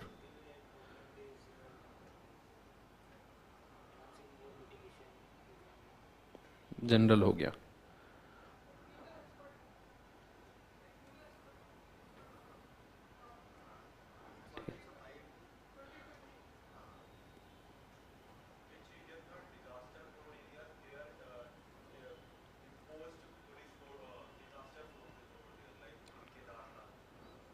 Introduction में ये सब question के हिसाब से लिखना है. Introduction, you can not right a general introduction. The question is about specifically about the approach which we follow in the disaster management. You can bring a very good introduction here. I'll give you the context. Before 2004, the approach which India followed was reactive approach. What do you mean by reactive approach? Whenever there is a disaster, then we'll call the army, then we'll try to save the people. We will take the measures after the disaster has occurred. That is what is reactive approach. Okay, जब भी disaster आएगा तो फिर हम कुछ करेंगे. Okay, whether it was 1999 super cyclone or 2001 Bhuj earthquake or 2004 tsunami, we were not at all prepared. That was after the 2004 tsunami, which India faced one of the largest disaster in the recent times. Finally, we passed the act called as National Disaster Management Act. The main focus of this act is to shift the approach from the reactive to proactive. Earlier we used to follow the reactive approach. Now we will move towards proactive approach. That means before the disaster occurs, we will take measures. You can write about the tsunami incident itself. It was after 2004 tsunami, the government passed this National Disaster Management Act in 2005. 2004 tsunami हुआ था December 26, 2005 में immediately pass हो गया. ठीक है? So you can bring that context. What made India to change its approach? Right? Then you say what was the earlier approach, reactive approach, proactive approach? How it is different from the present approach, reactive approach. In reactive approach, you will take measures only after the occurrence of disaster. In proactive approach, you will take the measures before the occurrence of disaster itself. This will reduce the losses. It will prevent the losses. It will reduce the impact. It will reduce the size of the disaster itself. Maybe we will be able to control the disaster itself if we are ready to face. Because over a period of time we have understood that disasters cannot be prevented. For example, Japan. In Japan you take any disaster, you will find there. सब मिलेगा. क्या क्या है? Tsunami से लेके earthquakes, volcanic eruption, cyclone भी पहुंच जाएगा वहां तक, landslides, right? So every possible type of disasters you will see there. But they, over a period of time, they tried to fight it. Gradually, they learned that they have to live with disasters. They are the champions of disaster management. इसीलिए जो दुनिया में जो 3 world conference हुआ था, there were 3 world conference which happened on the disaster risk reduction. All the 3 happened in Japan only. Okay, all the 3 happened in Japan only. First one 1994, Yokohama. Second 2005, Hyogo. Third 2015, Sendai. 3 world conference happened. So it was basically after the Yokohama में ही ये बात हो गया था that we should move from reactive to proactive. But it took nearly 10 years for India to implement that. But finally implement तो कर लिया. What we will do? We will take measures beforehand. We'll give more emphasis to pre-disaster management. What are there in pre-disaster management? Preparedness and mitigation. Mitigation and preparedness. Mitigation involves all the measures to reduce the risk. Risk reduction measures, both structural as well as non-structural. Preparedness will keep the community ready if at all there is going to be a disaster. How to deal with the disaster will bring more awareness. Will keep the resources required ready to fight the disaster. All of this is what we are going to see as part of proactive. ये सारा explain करना है आपको. How we moved from reactive to proactive. This is the first part of the answer. Once you complete that, then you give the initiatives taken under the proactive approach.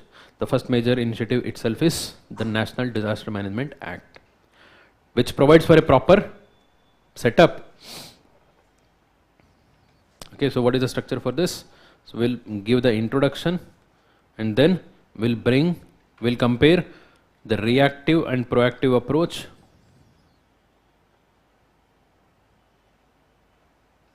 Okay, 15 marks का है, sufficient scope है. As I already told you, you will run out of the paper, but you will not run out of the content here. And then third comes the measures required to be taken. First is National Disaster Management Act of 2005. इसके अंदर सारा आ जाएगा आपका. Whether it is National Disaster Management Authority or the National Disaster Response Force or the National Disaster Response Fund. All these are derived from the National Disaster Management Act only. उसका brief explain कर लेना. Then we have National Disaster Management Policy 2009. A national policy has been brought under NDMA. Okay, that is for National Disaster Management. And it was it was finally in 2015 we brought National Disaster Management Plan. National Disaster Management Plan. उसका brief highlights भी लिखना है. ठीक है? And since the question is about discuss, you can talk about these initiatives and some of the limitations too.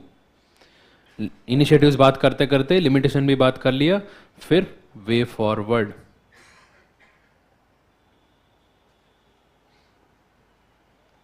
In way forward, you are going to give some suggestions to strengthen these already existing initiatives. How to strengthen the National Disaster Management Act. How to make the work of National Disaster Management Authority more efficient. ठीक है, ये सब बात कर सकते हैं way forward में. Is that clear? Structure समझना ही बहुत बड़ा बात था यहाँ पर. Okay, many people just wrote few of the measures, but if you are not talking about the difference between the reactive and proactive approach, what made us to shift here, what is the purpose behind this, वो explain करना है, then you talk about the various measures taken.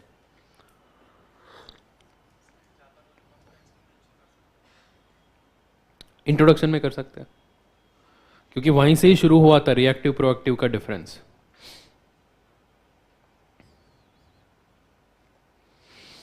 ठीक है. So you can see there were 4 questions in 2020. उनमें से 2 question तो direct simple था, scheme based था.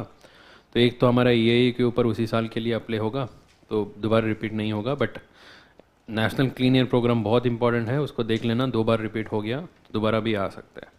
एंड ये तो बहुत जनरल क्वेश्चन था. तो if at all you have prepared disaster management thoroughly, you could have written this. IMD के बारे में स्कोप नहीं है ना.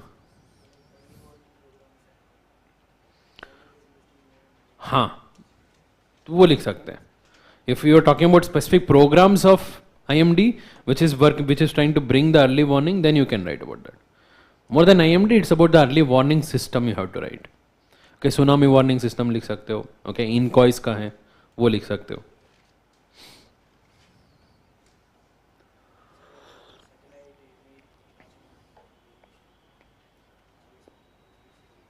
लिख सकते हैं, बट ये तीनों तो होना ही चाहिए. You have to write about these 3, then उसके बाद में जब जितना भी स्पेस बचेगा वो सब लिखो.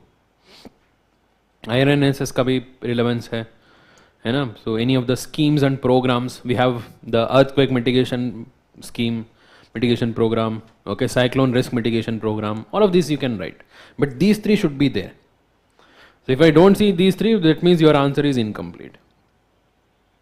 यही तो है हमारा जो नेशनल डिजास्टर मैनेजमेंट फ्रेमवर्क, इसी के ऊपर ही है. ठीक है. So let's talk about the questions from 2021. So in 2020 there was also another question on energy. Okay, so that question will be dealt on as part of your science and technology. Okay, that is like belonging to both science and technology as well as the environment, but overall हम इसका भी count कर सकते हैं. But एक और question भी हम लिंक कर सकते हैं. There are total of 5 questions. Let's come to 2021.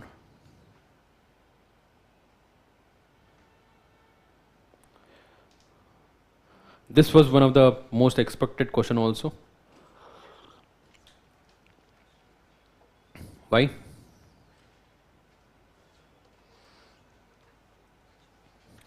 Usually in COP of UNFCCC, the head of the state will not participate. Right? It is usually the environmental minister or his representative who would participate.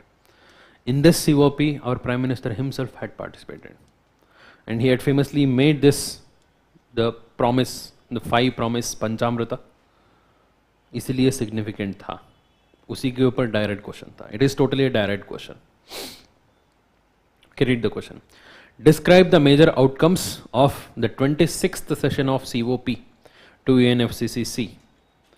What are the commitments made by India in this conference?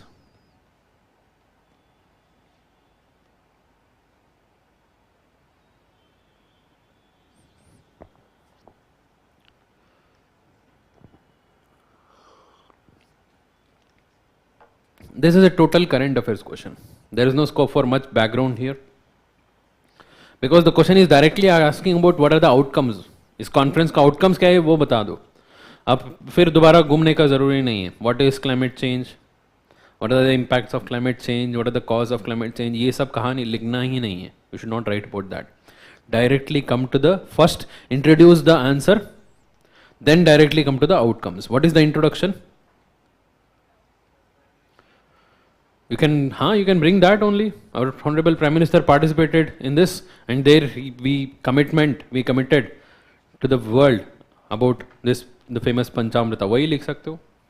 Or you can in general talk about what is this UNFCCC, है ना, what is this COP. ये भी बोल सकते हैं कि ये 2020 में ग्लासगो में होने वाला था, तो 2021 शिफ्ट हो गया because of the pandemic. This is for the first time in the entire year of this COP, 1995 से शुरू हुआ था.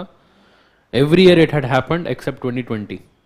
Okay, हर बार हुआ था except 2020. वो भी लिख सकते हो. You can write any of these, the significance. That is your first part. Second part is directly about the outcome. This is a totally static type है, मतलब current affairs ये factual type है.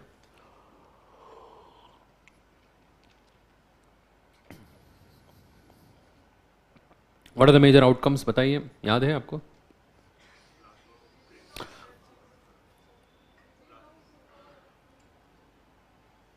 ठीक है, बताइए. Glasgow breakthrough agenda, very important outcome.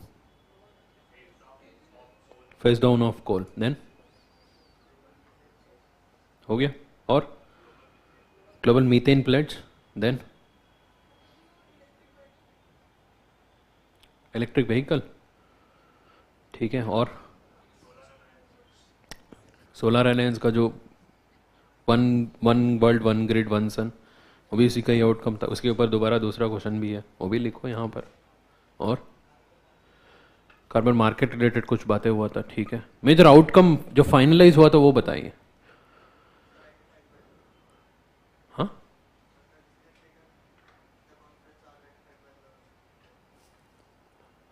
ठीक है. Major outcome से बताता हूँ. देखो, पहले मेजर आउटकम था तो इसमें आउटराइटली बोल दिया जो भी कमिटमेंट्स हैं, okay, that is not sufficient to fulfill the Paris pledge. It is said that with the present INDCs, we are going to see a global warming of 2.6 degrees Celsius for sure. The first important outcome is that it asked all the countries, you have to increase your commitments. पहली बार बोला है कि commitments increase करना ही है. Next year जो शर्मन शेख में आने वाला है तो तब तक तो increase करो, ऐसे बोला था पहले. कोई नहीं किया है, वो अलग बात है. So then comes the methane pledge. Okay, what was methane pledge? 30% of reduction of methane by 2030. Okay, India did not participate in this, ये भी लिख सकते हो, ठीक है. And then the pledge for deforestation, मतलब to reduce the deforestation. Okay, deforestation related क्या था? More than 100 countries agreed to stop deforestation by 2030. Again, India did not participate in this. Then phase down of coal, usage of coal should be phased down. For the first time coal के बारे में बात हुआ है कोई भी COP में. इसके पहले कोई भी COP में बात नहीं हुआ था. This was for the first time they brought. In fact, they wanted to introduce the phase out. Phase out करना चाहता था तो इंडिया और दूसरी कंट्रीज के, चाइना के प्रेशर में आके उसको चेंज किया, फेज डाउन करवाया. तो फेज आउट में पूरा एलिमिनेट करना है, फेज डाउन में रिड्यूस करना है, ठीक है. और कौन सा? जस्ट नहीं, जस्ट तो अभी है, शर्मन शेख में आया था, ठीक है. तो वही जो हमारा Glasgow breakthrough agenda, Glasgow breakthrough agenda specifically talks about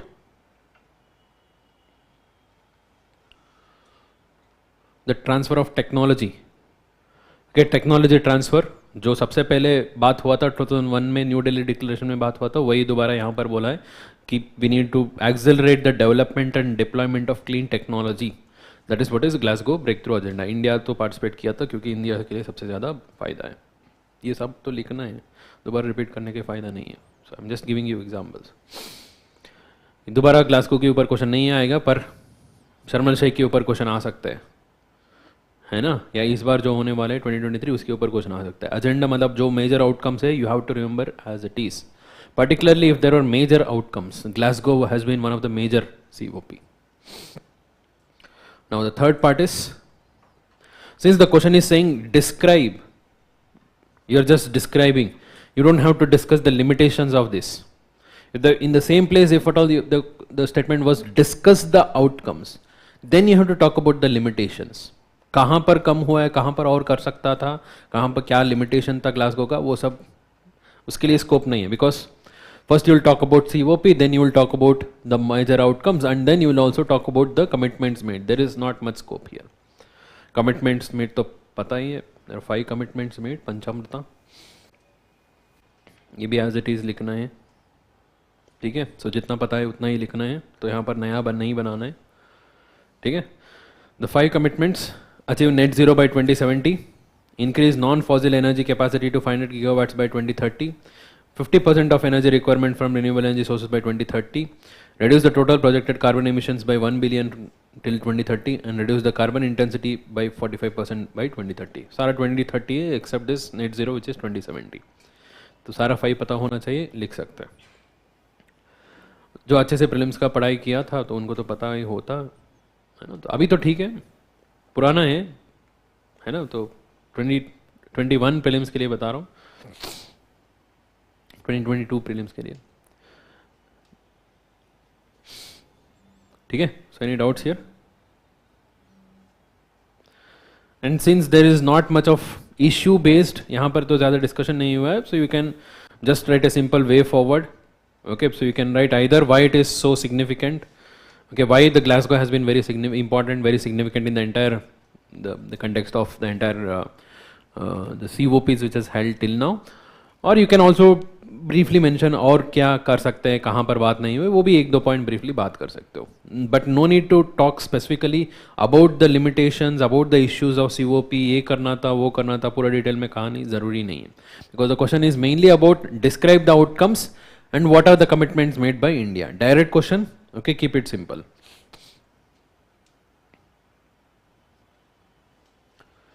Next.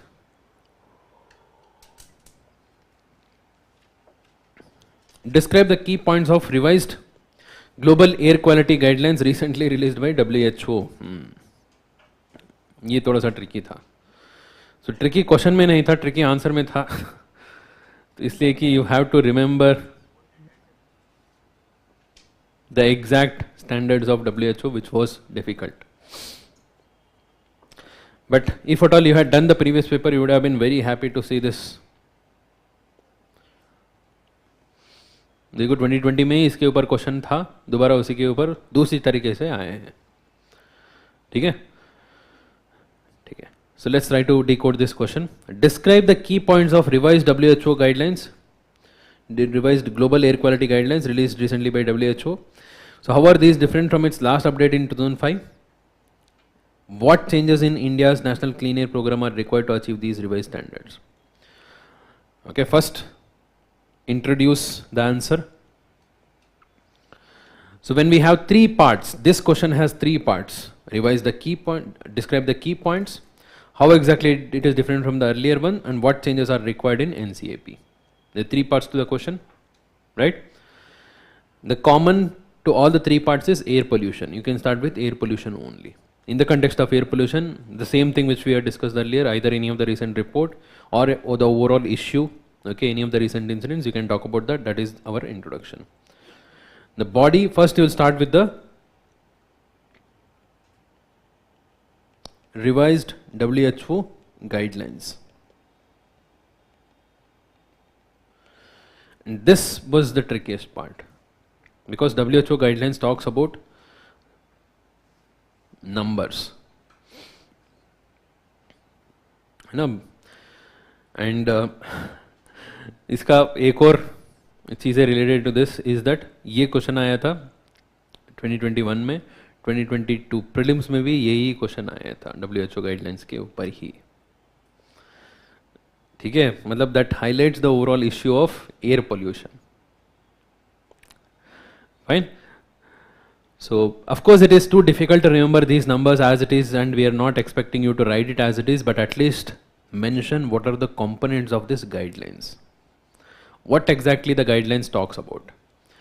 Here, before you talking about this guidelines, you can briefly tell what are these guidelines. These are basically a set of air quality standards mentioned by WMO, and it prescribes the maximum levels of these pollutants which should be there in the air. And if the air pollutants go beyond this level, that means the air is considered to be polluted. Because these pollutants are definitely going to be there in the air. ऐसा नहीं है कि हम पूरा oxygen और nitrogen से ही भर के रखेंगे, तो पूरा तो रहेगा, other components will be there. But what is the maximum limit of this? अगर इससे ज़्यादा हो गया तो it becomes hazardous for human health. What is the maximum limit? That will be prescribed by WMO. यही लिखो, introduce करो. What exactly are these guidelines? ठीक है. And second, what are the air pollutants covered by the WMO? ये तो याद रख सकते हो. Following are the air pollutants. There are a total of 6 air pollutants: PM 2.5, PM 10, ozone, nitrogen dioxide, sulfur dioxide, carbon monoxide. These are the 6 air pollutants which are covered. And what exactly it monitors? It monitors their level at the annual level as well as at the interval of 24 hours. Annual level कितना होना चाहिए, annual average कितना होना चाहिए, and in a record period, in the period of 24 hours, how much of the maximum level it should be. देखो, even if you don't know the exact number, still you can write all of this, right? Exact number लिखा तो पूरा answer होगा, otherwise तो थोड़ा बहुत तो होगा, पूरा खाली तो नहीं छोड़ के आ सकता.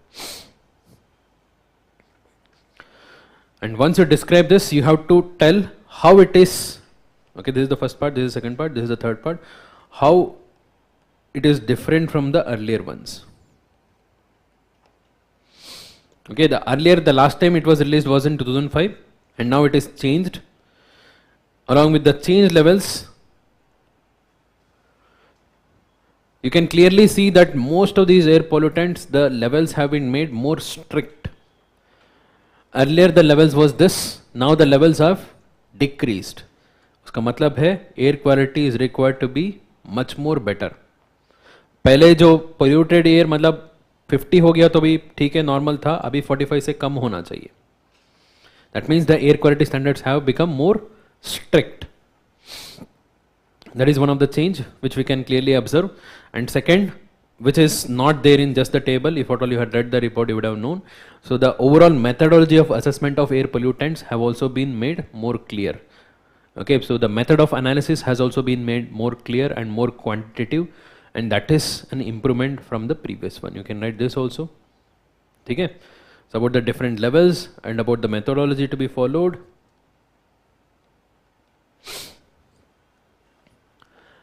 At the same time, it also prescribes some of the measures regarding the management of these air pollutants. Pollutants कैसे manage करना है वो भी बात करते हैं इस बार. ठीक है, this new guidelines also talks about that.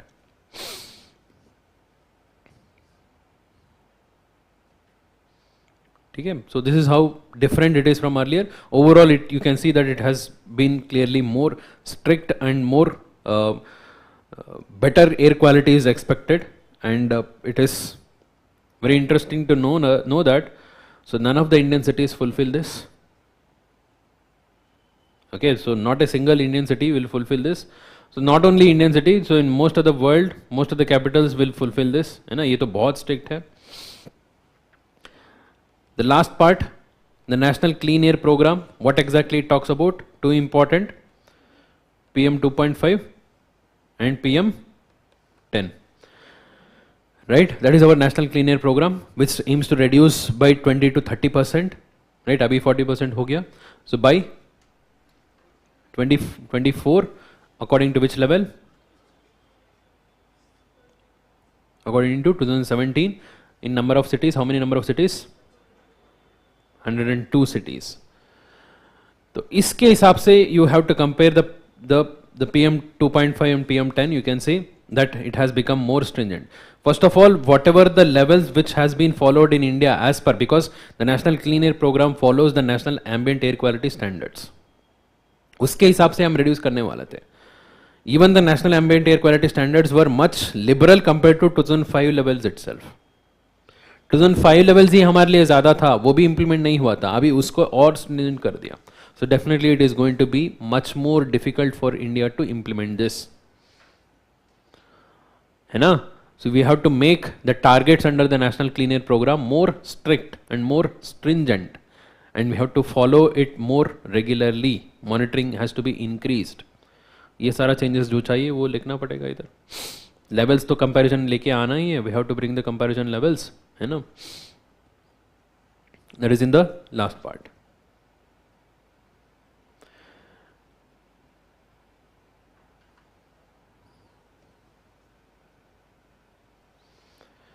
Because see, National Clean Air Program, we had kept the reference point is 2017. 17 के हिसाब से measure करना है, and we shortlisted 102 cities based on the time interval of based on time interval of 2011 to 2015.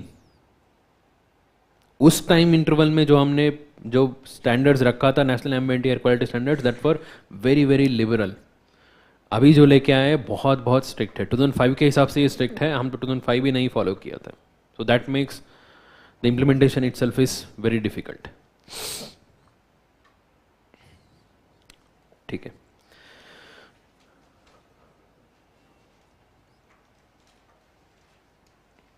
The second major initiative taken at the Glasgow Pact, the Glasgow Summit.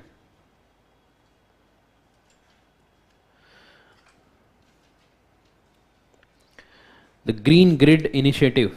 The Green Grid Initiative. It is also called as Green Grid Initiative. One Sun, One World, One Grid.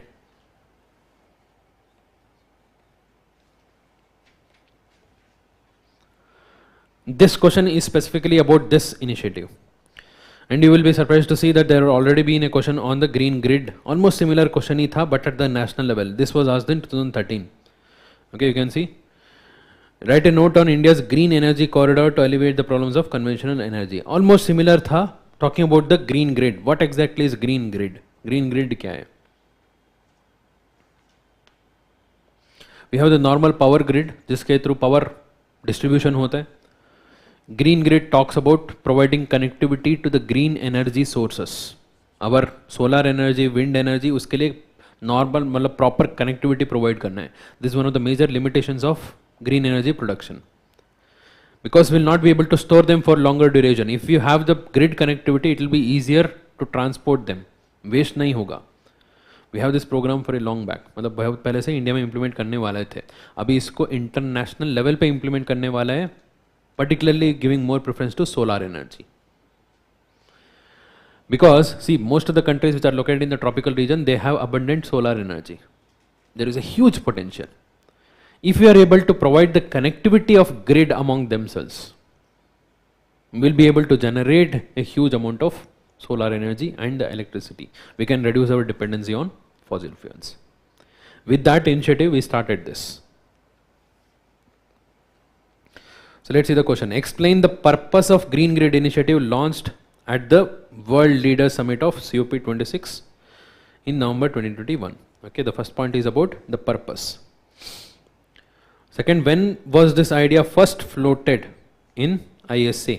मतलब वहाँ पर एक clue दे दिया है, कब float हुआ था, ऐसे में ही फ्लोट हुआ था, कौन सी मीटिंग है, थोड़ा बहुत लिखना पड़ेगा. Introduce your answer with what is this Green Grid Initiative? What is this Green Grid Initiative? It is the initiative to bring a grid connectivity for the solar energy as well as the other forms of renewable energy. That is why it is called as Green Grid. In those countries where there is abundant solar potential, solar energy का potential है. And this was jointly announced at COP26. Jointly by whom? Jointly by India and UK. Okay, so India UK दोनों मिलके इसको announce किया था. And this has the theme of this one sun, one world, one grid. So even though it starts with the providing connectivity within this the tropical region, it has a overall target of achieving connectivity in different parts of the world, from Asia to Africa, Africa to Europe also. Overall connectivity का plan है. So what is the purpose of this? This is the first introduction. Second one is the purpose of this. Okay, तो वही थोड़ा सा elaborate करो. Providing interconnectivity and targeting mainly the solar energy plus other forms of green energy such as wind energy too, and to reduce the reliance on coal reliance कम करना है, right? और it aims to generate 2600 gigawatts of energy by 2050. ये target है. 2600 gigawatts of energy by 2050. ठीक है, so इसका components जो है वो लिखना है. It aims to achieve the energy production through low carbon technology okay, so carbon intensity भी कम होना चाहिए. तो ये सब उसका पर्पस यहाँ पर हम एलोबरेट करेंगे. And the third part, when was this first floated, मतलब basically talking about, it's not, ऐसा नहीं है कि फर्स्ट फ्लोटेड कब है तो बस आप ईयर लिख दो हो जाएगा. It is basically talking about the background, कहाँ से आए थे, क्यों आए थे, ये बैकग्राउंड के बारे में थोड़ा सा बताओ. This was first floated by our honourable prime minister in 2018. In 2018, during one of the earlier meetings of the International Solar Alliance, this idea was floated. And after that, a steering committee was appointed to look into the feasibility of this. इसको implement कर सकते हैं, नहीं कर सकते हैं, पहले देखो. फिर COP के पहले ही एक पार्टनरशिप भी अनाउंस हो गया था between India and UK. Okay, UK का ग्रीन ग्रिड इनिशिएटिव था, तो उसी के कंटेक्स्ट में हमने ये पार्टनरशिप अनाउंस करके मई में ही अनाउंस कर दिया था. And finally it was made as a global initiative in the COP. ये सारा बैकग्राउंड लेके आना है. That was the third part.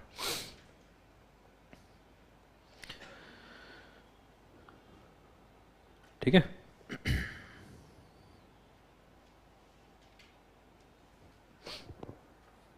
So 3 questions related to environment and 2 questions related to disaster management. Discuss the vulnerability of India to earthquake related hazards. Give examples including the salient features of major disasters caused by earthquakes in different parts of India during the last 3 decades. Okay, for your reference, I have taken one of the previous questions also.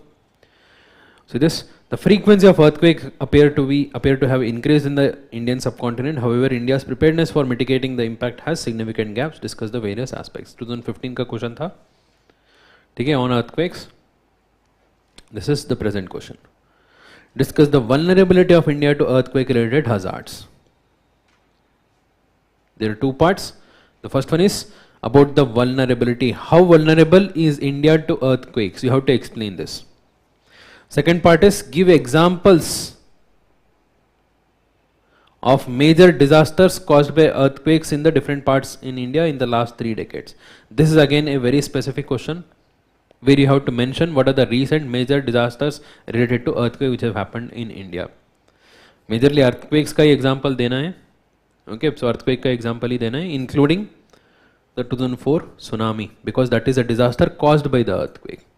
है ना, वो भी लेके आ सकते हो. Okay, disasters caused by earthquakes. So what should be the structure for this? So 2 parts है, मैंने तो clearly identify कर दिया. बताइए. Introduction. What can you write in the introduction?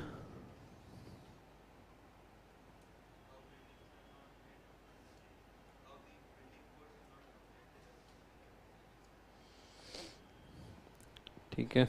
So that is mainly about the vulnerability. वहीं पे लिख सकते हो. और कुछ बताइए. Something which is general related to earthquakes.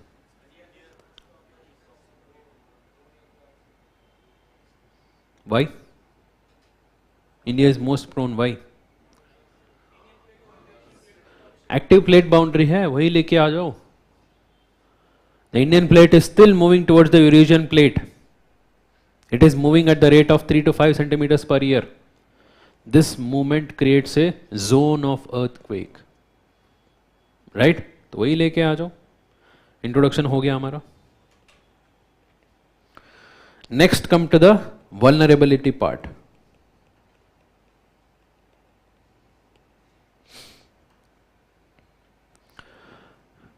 The first part says that discuss the vulnerability of India to earthquake related hazards. What do you mean by vulnerability?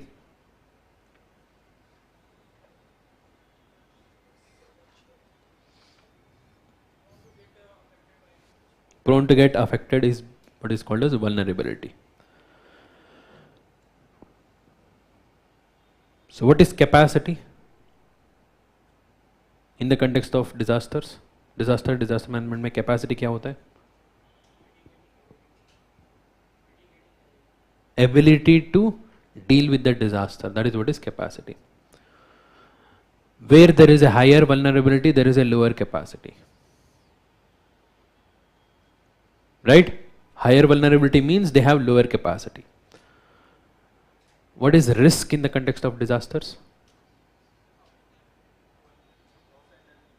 Probability of losses. How much of loss is possible? That is risk. Higher the vulnerability, higher the risk. What is the difference between a hazard and disaster? Occurrence and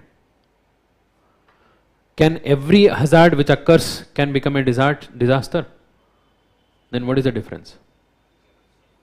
Capacity, vulnerability and risk. Where there is a higher vulnerability, there is a higher risk and lower capacity, there you will see the disasters. If at all the vulnerability is low, अगर vulnerability कम है, capacity ज़्यादा है, risk भी कम है, in that case even if the hazard happens it will not become a disaster. Is that right? Here we have to discuss about the vulnerability. What makes India more vulnerable? Why it is more prone to the losses due to earthquakes? बताइए. यहाँ पर usually लोग लिख के आते हैं plate movement, because plate movement is the reason behind the vulnerability. But that is not the only reason for earthquake. Damage earthquake के वजह से नहीं होता है, damage होता है building के वजह से, है ना? Damage होता है building के वजह से. Earthquake होगा, but it will not guarantee the loss everywhere. If the earthquake is happening in the desert, will it cause a disaster? No. Earthquake happening in a vulnerable area causes disaster. So हमेशा plate movement को ही blame नहीं करना है. What are the reasons behind the vulnerability? अभी बताइए.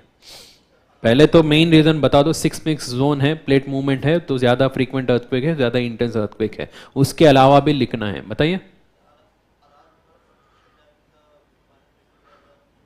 Construction, okay, the manner of construction without considering the prone areas, है ना? जहाँ पर prone area है वहाँ पर construct कर रहे हैं, and that too we are not following the measures required to ensure that the buildings be earthquake resistant.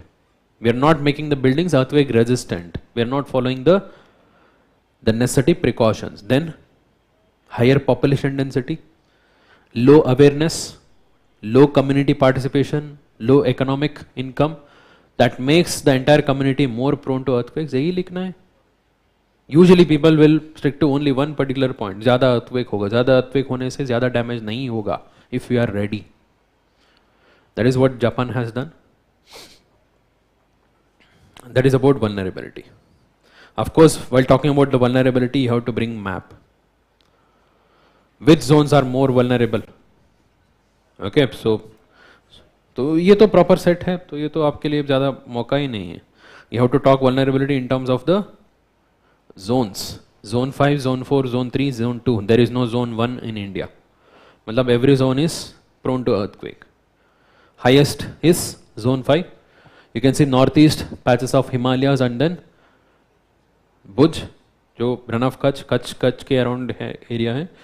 Okay, these are Zone 5 and surrounding that we have Zone 4 and then Zone 3 and then Zone 2. ये तो दिखाना है, you have to show this. Vulnerability का बात हुए, कौन कौन सा एरिया है. डिजास्टर मैनेजमेंट का जो भी क्वेश्चन आएगा उसमें वेट करो, ढूंढो मैप लिखने का, मैप बनाने का स्कोप है या नहीं है. मैप बना दिया तो एक्स्ट्रा 1 मार्क मिल जाएगा immediately. That is about vulnerability.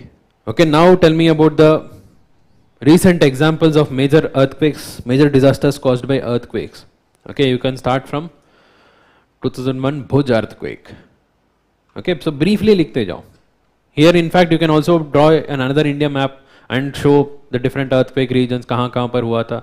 भुज में मार्क करो, 2001 हो गया, ठीक है. So then 2004 सुनामी इंडोनेशिया में earthquake हुआ था, उसकी वजह से यहाँ पर सुनामी आया था. So of course this is how you are going to present the answer. Definitely it is more appealing, right? Okay, so what are the major earthquakes? Please give me the examples.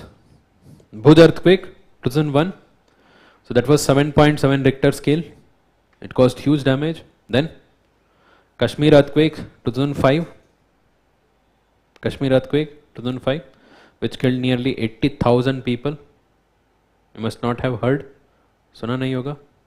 क्यों नहीं सुना है? क्योंकि ये हुआ था POK में. But since it is territory of India, you have to write it. ठीक है. And then 2004 Indonesian earthquake, which caused tsunami. And और कौन सा 2011 Sikkim Nepal border earthquake, okay, so Kanchenjunga के पास में हुआ था. Then Latur earthquake 1994, Latur earthquake. And 2015 Nepal earthquake, that also had impact over India. Okay, कुछ जगह में लैंडस्लाइड्स हुआ था उसके वजह से, right. And then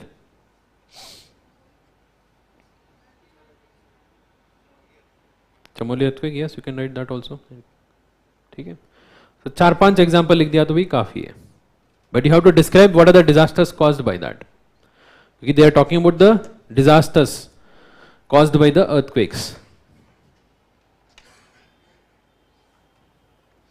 And since we are talking about the earthquakes, vulnerability and recent examples, you have to give a conclusion.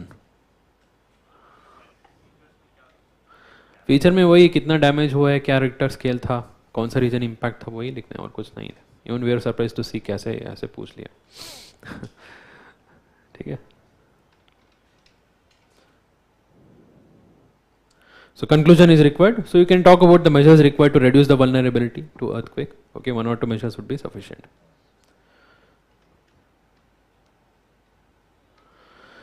Describe the various causes and effects of landslide. Mention the important components of landslide risk management strategy. Okay, so I have a previous question. 2019 में ही आया था, देखो.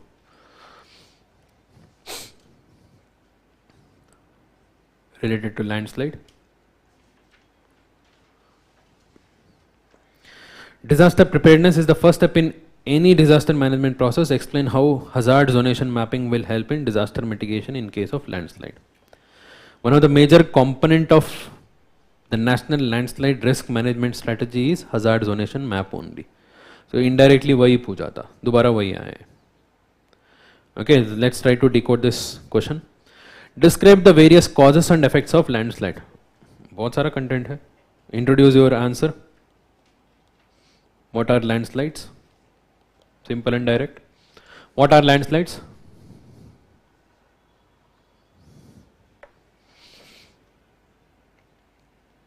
What are landslides? पता है, बताना मुश्किल है.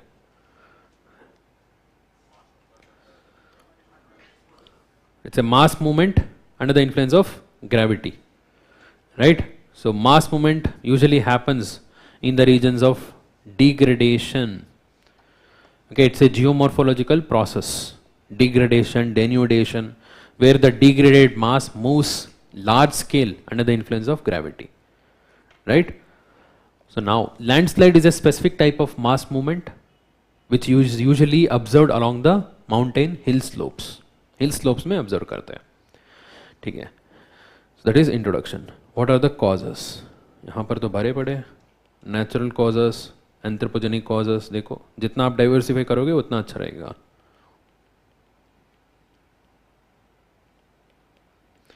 What are the natural causes of landslides? Earthquakes, rainfall, heavy rainfall, cloudburst.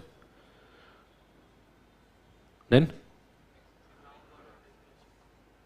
anthropogenic हो जाएगा. Glacier melting, है ना, glacier melting and the flooding caused by the glacier melting. Then normal floods, floods की वजह से भी होगा, landslide होगा. Then volcanic eruptions, right? So these are the natural causes. Anthropogenic बताइए. Deforestation, very good.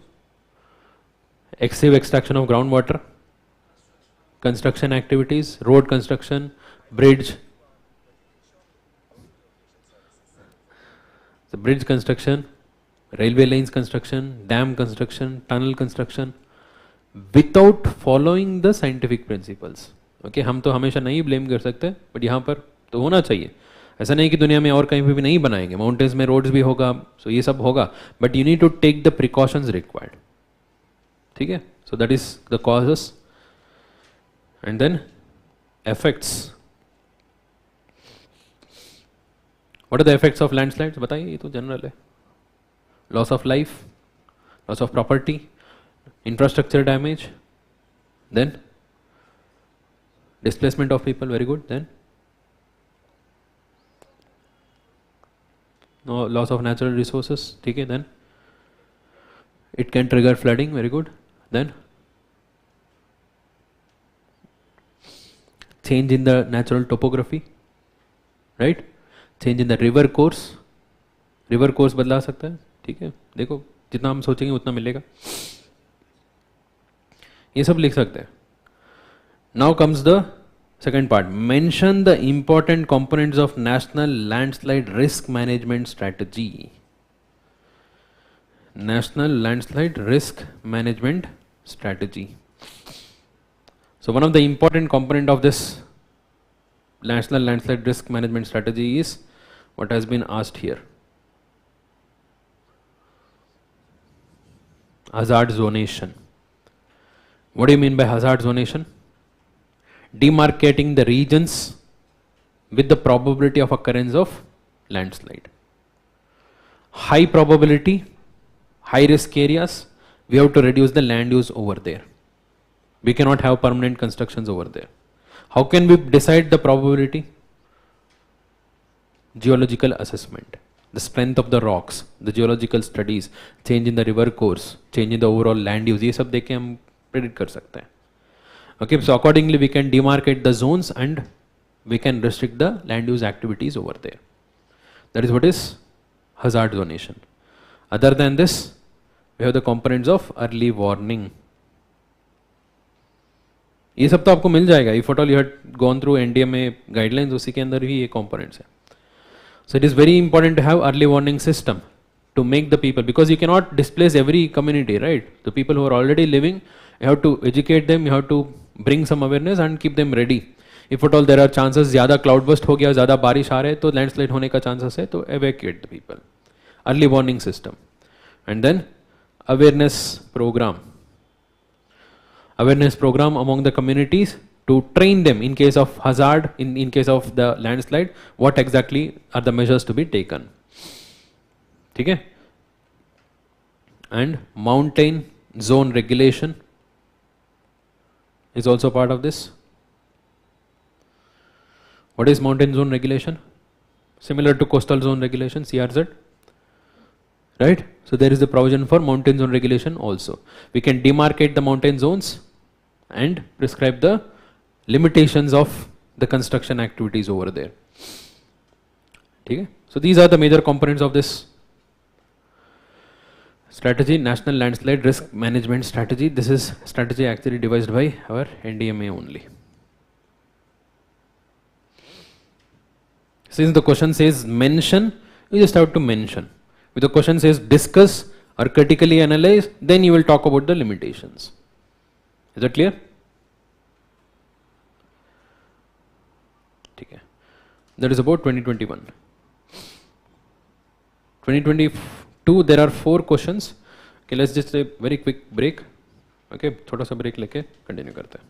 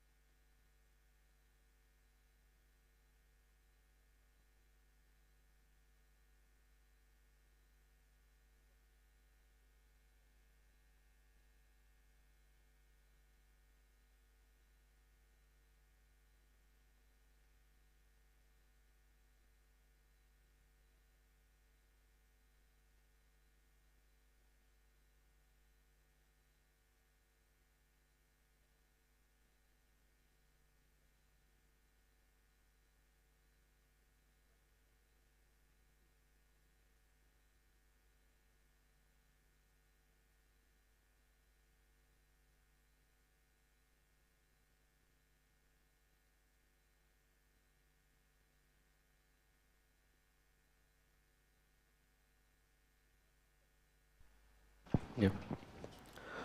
So in 2022, last year, there were actually 5 questions. So here we are taking up 4 questions because the 5th question is again common between both environment and science and technology. So that will be taken in science and technology. That was again related to energy. Okay, energy related था, तो वहाँ पर दोनों में related to the solar energy actually. ठीक है. So the first one, let's talk about this. Discuss global warming and mention its effects on global climate. Explain the control measures to bring down the level of greenhouse gases which cause global warming in light of Kyoto Protocol 1927. तो बताइए इसमें क्या क्या होना चाहिए.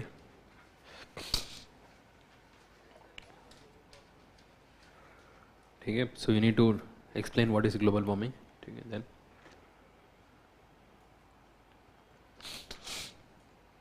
identify the structure first. What are the different parts here?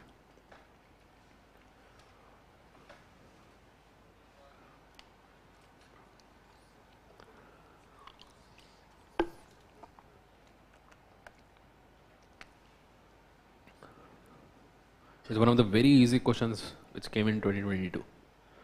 Very scoring also. थोड़ा बहुत climate change related पढ़ लिया तो लिख ही सकते हो, आराम से लिख सकती है, तो पूरा ऐसे लिख सकते हैं इसके ऊपर. Introduce what is global warming.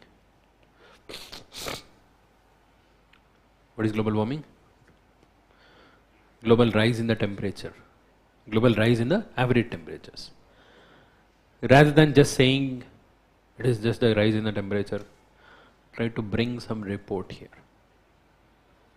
IPCC AR6, according to which the rise in the global temperature in the last 150 years after the industrialization is 1.09 degrees Celsius. Synthesis report में तो 1.11 हो गया. And if you write this, that is the best introduction. And there is a rise in the global temperature after industrialization. Then come to the part, what is causing the global warming? The most important cause of global warming is release of greenhouse gases. What are the major greenhouse gases? CO2, methane, N2O, then hydrofluorocarbon, perfluorocarbon, sulfur hexafluoride. Right? These are the major greenhouse gases which are responsible for the global warming. And in this, the highest impact is by carbon dioxide. In terms of the global warming potential, these fluorocarbons are the highest, but overall levels are very less. उनका levels बहुत कम है. In terms of the overall amount of the gas available in the atmosphere, carbon dioxide is the highest. Carbon dioxide has the highest proportion. ठीक है. So it causes global warming through greenhouse effect. यही तो ये सब scope है इसमें. Discuss global warming. You have to define what is global warming and explain the cause of global warming. Then come to the effects of global warming on the global climate. बताइए, what are the effects of global warming on global climate?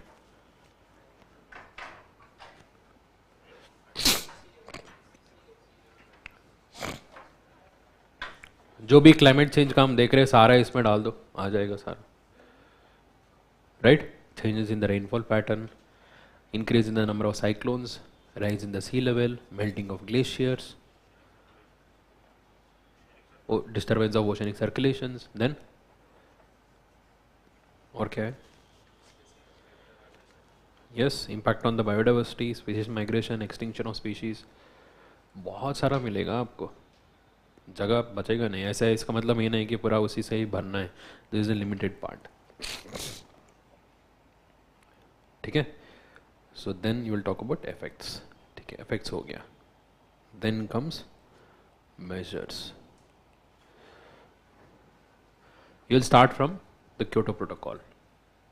Briefly, what is Kyoto Protocol?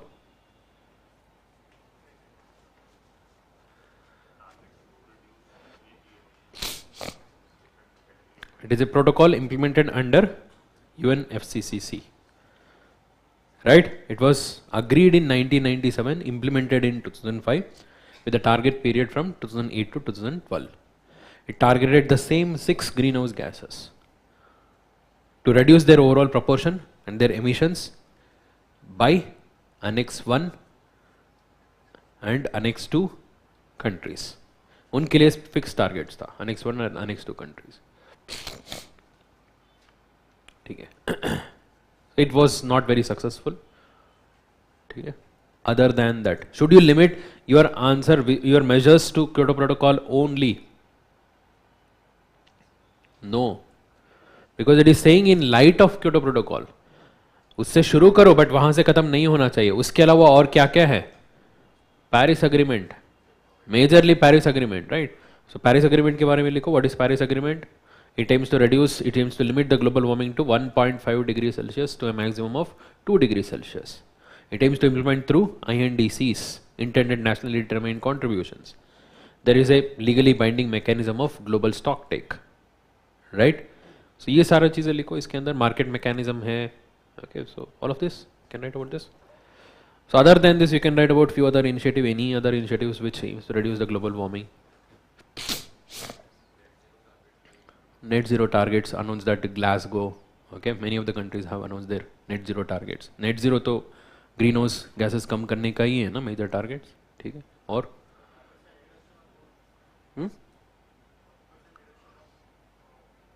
Panchamrit target में जो है then carbon credit mechanism. Yes, carbon credit mechanism, carbon market mechanism, सब कुछ लिख सकते हो. इसमें should you go in detail about explain each and everything, or should you cover maximum number of measures? Because it says explain the control mechanism, control measures. जितना आप measures लिखोगे उतना अच्छा रहेगा. ठीक है, बट उसका मतलब ये नहीं कि एक एक लाइन लिखोगे. क्योटो प्रोटोकॉल थोड़ा सा एक्सप्लेन करना है, पेरिस थोड़ा सा एक्सप्लेन करना है, उसके बाद में लिखते जाओ, लिस्ट करते जाओ. So there is no shortage of content for this. You can easily write. And since it is majorly about an issue, you need conclusion or way forward. तो चाहिए आगे क्या करना है. There are few limitations in Paris. Kyoto तो fail हो गया, तो पेरिस को सक्सेस करना है, तो ये करना है हमें. We need to announce more INDCs, ज़्यादा INDCs इंक्रीज होना है, नेट जीरो के तरफ काम करना है. ये सब चीज़ें लिखो, वे फॉरवर्ड में हो गया. Discuss in detail the photochemical smog, emphasizing its formation, effect and mitigation. बहुत clearly दे दिया इसमें क्या क्या लिखना चाहिए. Start with what is photochemical smog, how it is formed, what are the effects, what are the mitigation. देखो 4 part भी दे दिया है clearly. Introduce your answer with what is smog. Smog क्या है फर्स्ट वो बता दो. What is smog? Smoke plus fog. It is a highly hazardous air pollutant. It is a secondary air pollutant, right? देखा, so primary pollutant, secondary pollutant, ये सारा explain कर सकते हैं. This is a proper part of your environment. Degradation, environmental pollution का part होता है. So air pollution, air quality related तो question हमेशा आई है. इस बार का air quality related यही है question. Smog is formed under two conditions, two different types of smogs. One is classical smog. Another one is photochemical smog. How classical fog is smog? Smog is formed higher latitude, humid conditions.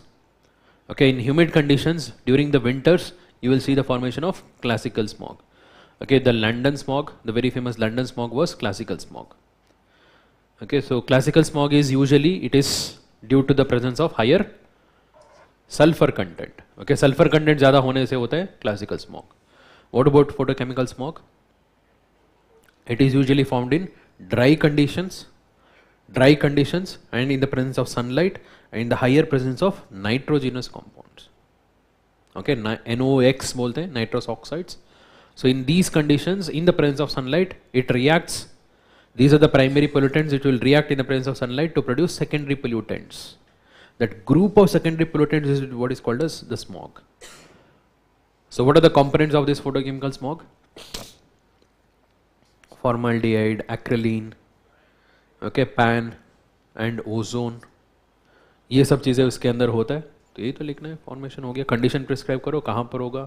इसका best example है Los Angeles fog as well as the Delhi smog. Delhi smog is a photochemical smog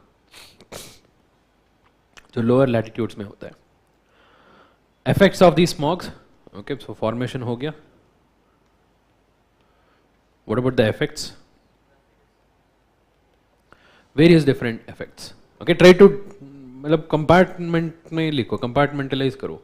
Effects on the human beings, effects on the plants, effects on the air quality, impact on the other gases of the atmosphere. For humans it is very hazardous, it causes various health issues, okay, respiratory issues, bronchitis, asthma, okay, so irritation, eye irritation, है ना. तो ये सब चीज़ें आएगा.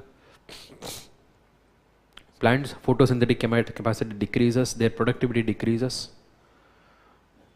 Some of the other air pollutants increases in the presence of smog, है ना.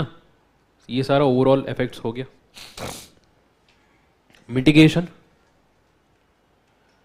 How to mitigate the smog? reduce the nitrous oxides. What are the major source of oxides of nitrogen? Vehicular emissions, industries, right? Vehicular emissions में we are going to increase the efficiency, है ना. तो efficiency increase करेंगे, so overall emissions कम करते जाएंगे. Best example है हमारा Bharat stage. जितना एफिशिएंट बनाते जाओ ये सारा कम होते जाएगा. कार्बन डाइऑक्साइड देखो कम नहीं कर सकता. हम जितना भी फ्यूल बर्न करो, जितना एफिशिएंटली बर्न करो, कार्बन डाइऑक्साइड तो आएगा. However we can reduce others, the nitrous, sulphur, ये सारा रिड्यूस कर सकते हैं. कैटालिटिक रिएक्टर्स, ये सारा चीज़ें यूज़ करो, so you can reduce it. Okay, so reduce the burning of coal burning कम करो, and move towards the greener forms of energy, move towards the mass mode of transportation. These are the various measures. Reduce the stubble burning. Stubble burning is also one of the important cause of Delhi smog. And finally, how to talk about Gothenburg Protocol. What is Gothenburg Protocol? It is a protocol which was agreed in 1999. It is under Air Convention. Okay, there is Air Convention, Convention on Long Range Transboundary Air Pollution. Okay, this is a single convention which covers many of the other aspects. तो उसके अंदर एक protocol बनाया था, Gothenburg Protocol. So what is this Gothenburg Protocol? Gothenburg Protocol aims to control the levels of ozone. It aims to control acidification, eutrophication, and it also prescribes the levels of the maximum levels of nitrous oxides and sulfur oxides in the air. उसके लिए एक limit prescribe करते हैं. जो भी इसका members है उनके लिए कंपल्सन हो जाते हैं ये सब इंप्लीमेंट करना है.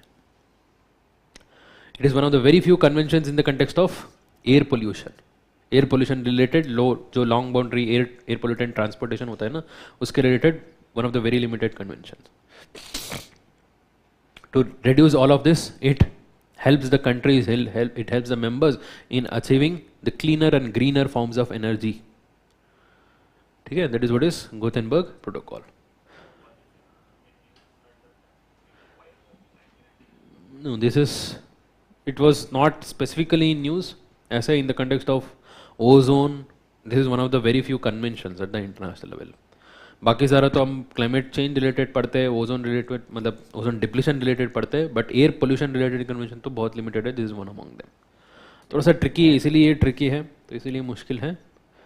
सो बट अदरवाइज तो this is part of your static environment.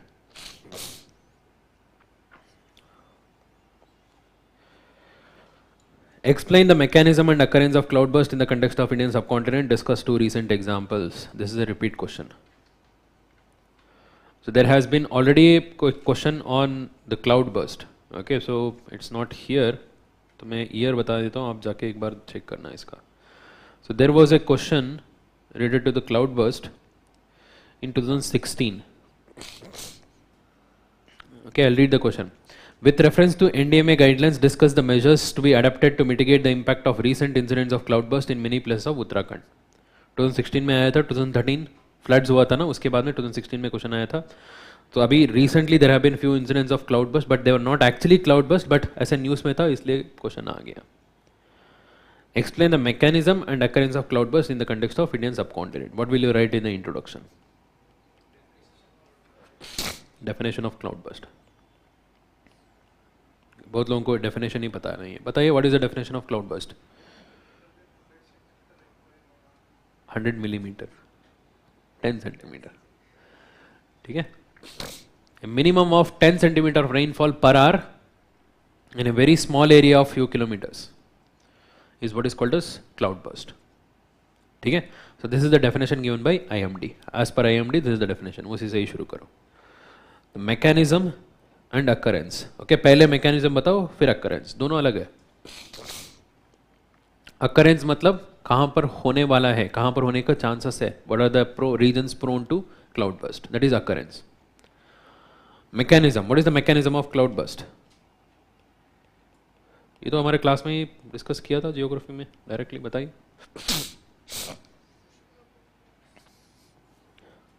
Rapid convection. Okay, so the rapid convection causes the strong upward movement of air carrying the moisture content in the upper layers. But the rapid convection ensures that there is no rainfall. इतना rapid rate में convection होगा तो बारिश होने ही नहीं देता है. The currents are very strong. In addition to that, the funneling effect, which is seen in the mountainous areas. Between the two mountains, the valleys help in much more rapid ascent of air. That will cause the accumulation of the clouds, and huge cumulonimbus clouds are built up. But still there is no precipitation.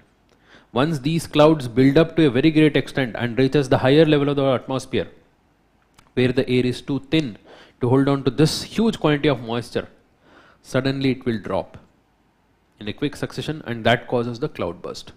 That sudden drop of the entire cloud is what is being referred to as cloudburst. ये तीनों level explain करने हैं. Okay, sudden burst, outburst होगा. And that is what is the mechanism of cloudburst. Occurrence कहाँ पर होगा? So definitely you can draw a simple India map and show what are the important regions. The Himalayas, Northeast, and the Western Ghats, and Rajasthan. Okay, Rajasthan में भी probability है क्योंकि the large convection, large heating. ठीक है. Discuss two recent examples. The very famous 2013 Kedarnath cloudburst, and then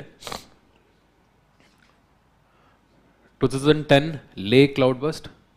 उसके अलावा जो recent times में हुआ है, so last year भी हुआ था, अमरनाथ में cloudburst हुआ था, but that is not actually a cloudburst because the rainfall did not exceed 10 centimeter per hour. Other than that, few recent incidents, but none of them exceeded the rainfall of 10 centimeter per hour. Okay, two major recent cloudburst is 2013 Kedarnath cloudburst and 2010 Leh cloudburst and 2005 Mumbai cloudburst. 2005. And the question is, discuss two recent examples. You have to explain in that context what caused the cloudburst. Kedarnath, high mountain, heating, मार्च में अप्रैल में हुआ था, high temperature, strong convection, funnelling effect, ये सारे explain करने वहां पर है केदारनाथ वैली. ठीक है. मुंबई क्लाउडबर्स्ट क्यों हुआ था? Monsoon season, the winds get uplifted very rapidly along the western coast of the Western Ghats, so it is prone. ठीक है. वही लोकल मैकेनिज्म क्या था वो एक्सप्लेन करना है.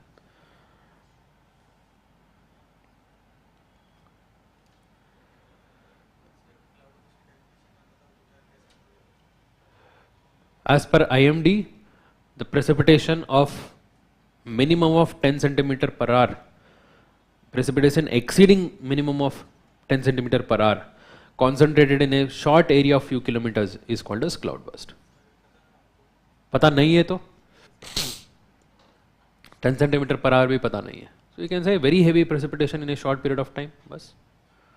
That is better. हाँ, general लिखना तो better है, rather than giving some other number. Okay, specifically पता है तो स्पेसिफिकली लिखो, अदरवाइज जनरली लिखो.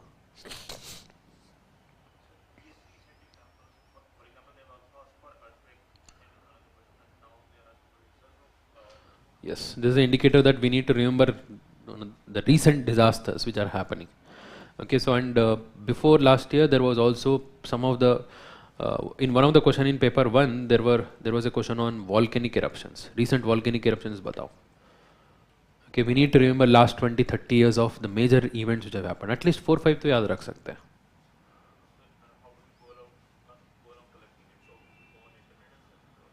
No.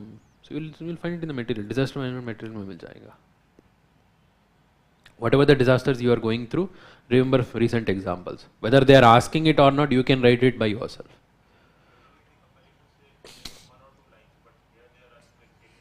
So in that case, we have to see it in the internet only. It is fine. Okay, you just have to spend some time and make a list of these. Whatever the disaster you're reading, you'll just make some list.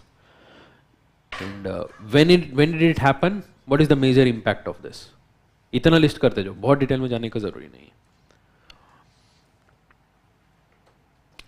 Explain the causes and effects of coastal erosion in India. What are the available coastal management techniques for combating this hazard? So introduce your answer with what is coastal erosion. Coastal erosion क्या है उससे शुरू करो. What is coastal erosion? No, not sea level rise. Degradation, erosion of the land along the coastal areas, which causes the continuous loss of arable land near to the coastal area. That is what is coastal erosion. Okay? What are the causes? What are the causes of coastal erosion? Tides. Okay? Tides. Tides is one of the causes. Continuous tides. Okay? Or deforestation. Here you can divide into natural causes, anthropogenic causes. Natural causes, tides, continuous waves, and some of the coasts by themselves are erosional in nature. For example, the western coast is erosional in nature, eastern coast is depositional in nature. Okay, by nature of the topography itself, it is erosional. ठीक है, natural cause और क्या हो सकता है? Natural causes, anthropogenic है. Natural causes, storm surge, cyclones, है ना, ये सारा कोस्टल सर्च का मतलब कोस्टल एरोजन का ही कॉजेस है. एंथ्रोपोजेनिक बताओ. Degradation of coral reefs, which usually coral reef, coral banks जहां पर स्ट्रांग रहते हैं, it will reduce the speed of waves. Same is the case with mangroves. Most importantly mangrove reduces the speed of the waves. Degradation of mangroves, degradation of coral reefs, and then land degradation, deforestation, and excessive extraction of groundwater, making the top layer weaker, and excessive construction activities. You know, all of these are anthropogenic causes. See, whenever causes का बात आ गया, please immediately divide into two parts: natural causes, anthropogenic causes. Available management techniques. How to manage the coastal erosion. Most important है हमारा coastal zone regulation. Okay, so by demarcating the zones as per the vulnerability and prescribing the ceilings and limitations on the construction activities. इसका best example हमारा जो coastal zone regulation है उसका zonation ले लो तो उससे हो जाएगा. ठीक है.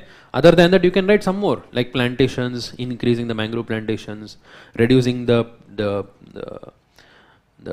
thermal power plants releasing hot water, है ना, एंड पोल्यूशन एक्टिविटी कम करना है, एंड ये जो हमारा ड्रेजिंग एक्टिविटी होता है कोस्टल एरिया वो कम करना है, ट्रॉलिंग कम करना है.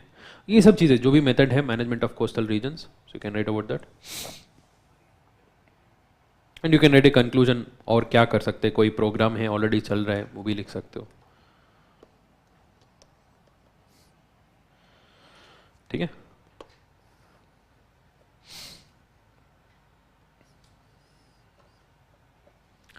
Any doubts specifically related to environment and disaster management? So environment disaster management तो आराम से टाइम था, क्वेश्चन नंबर ऑफ क्वेश्चंस तो कम है. So we discussed.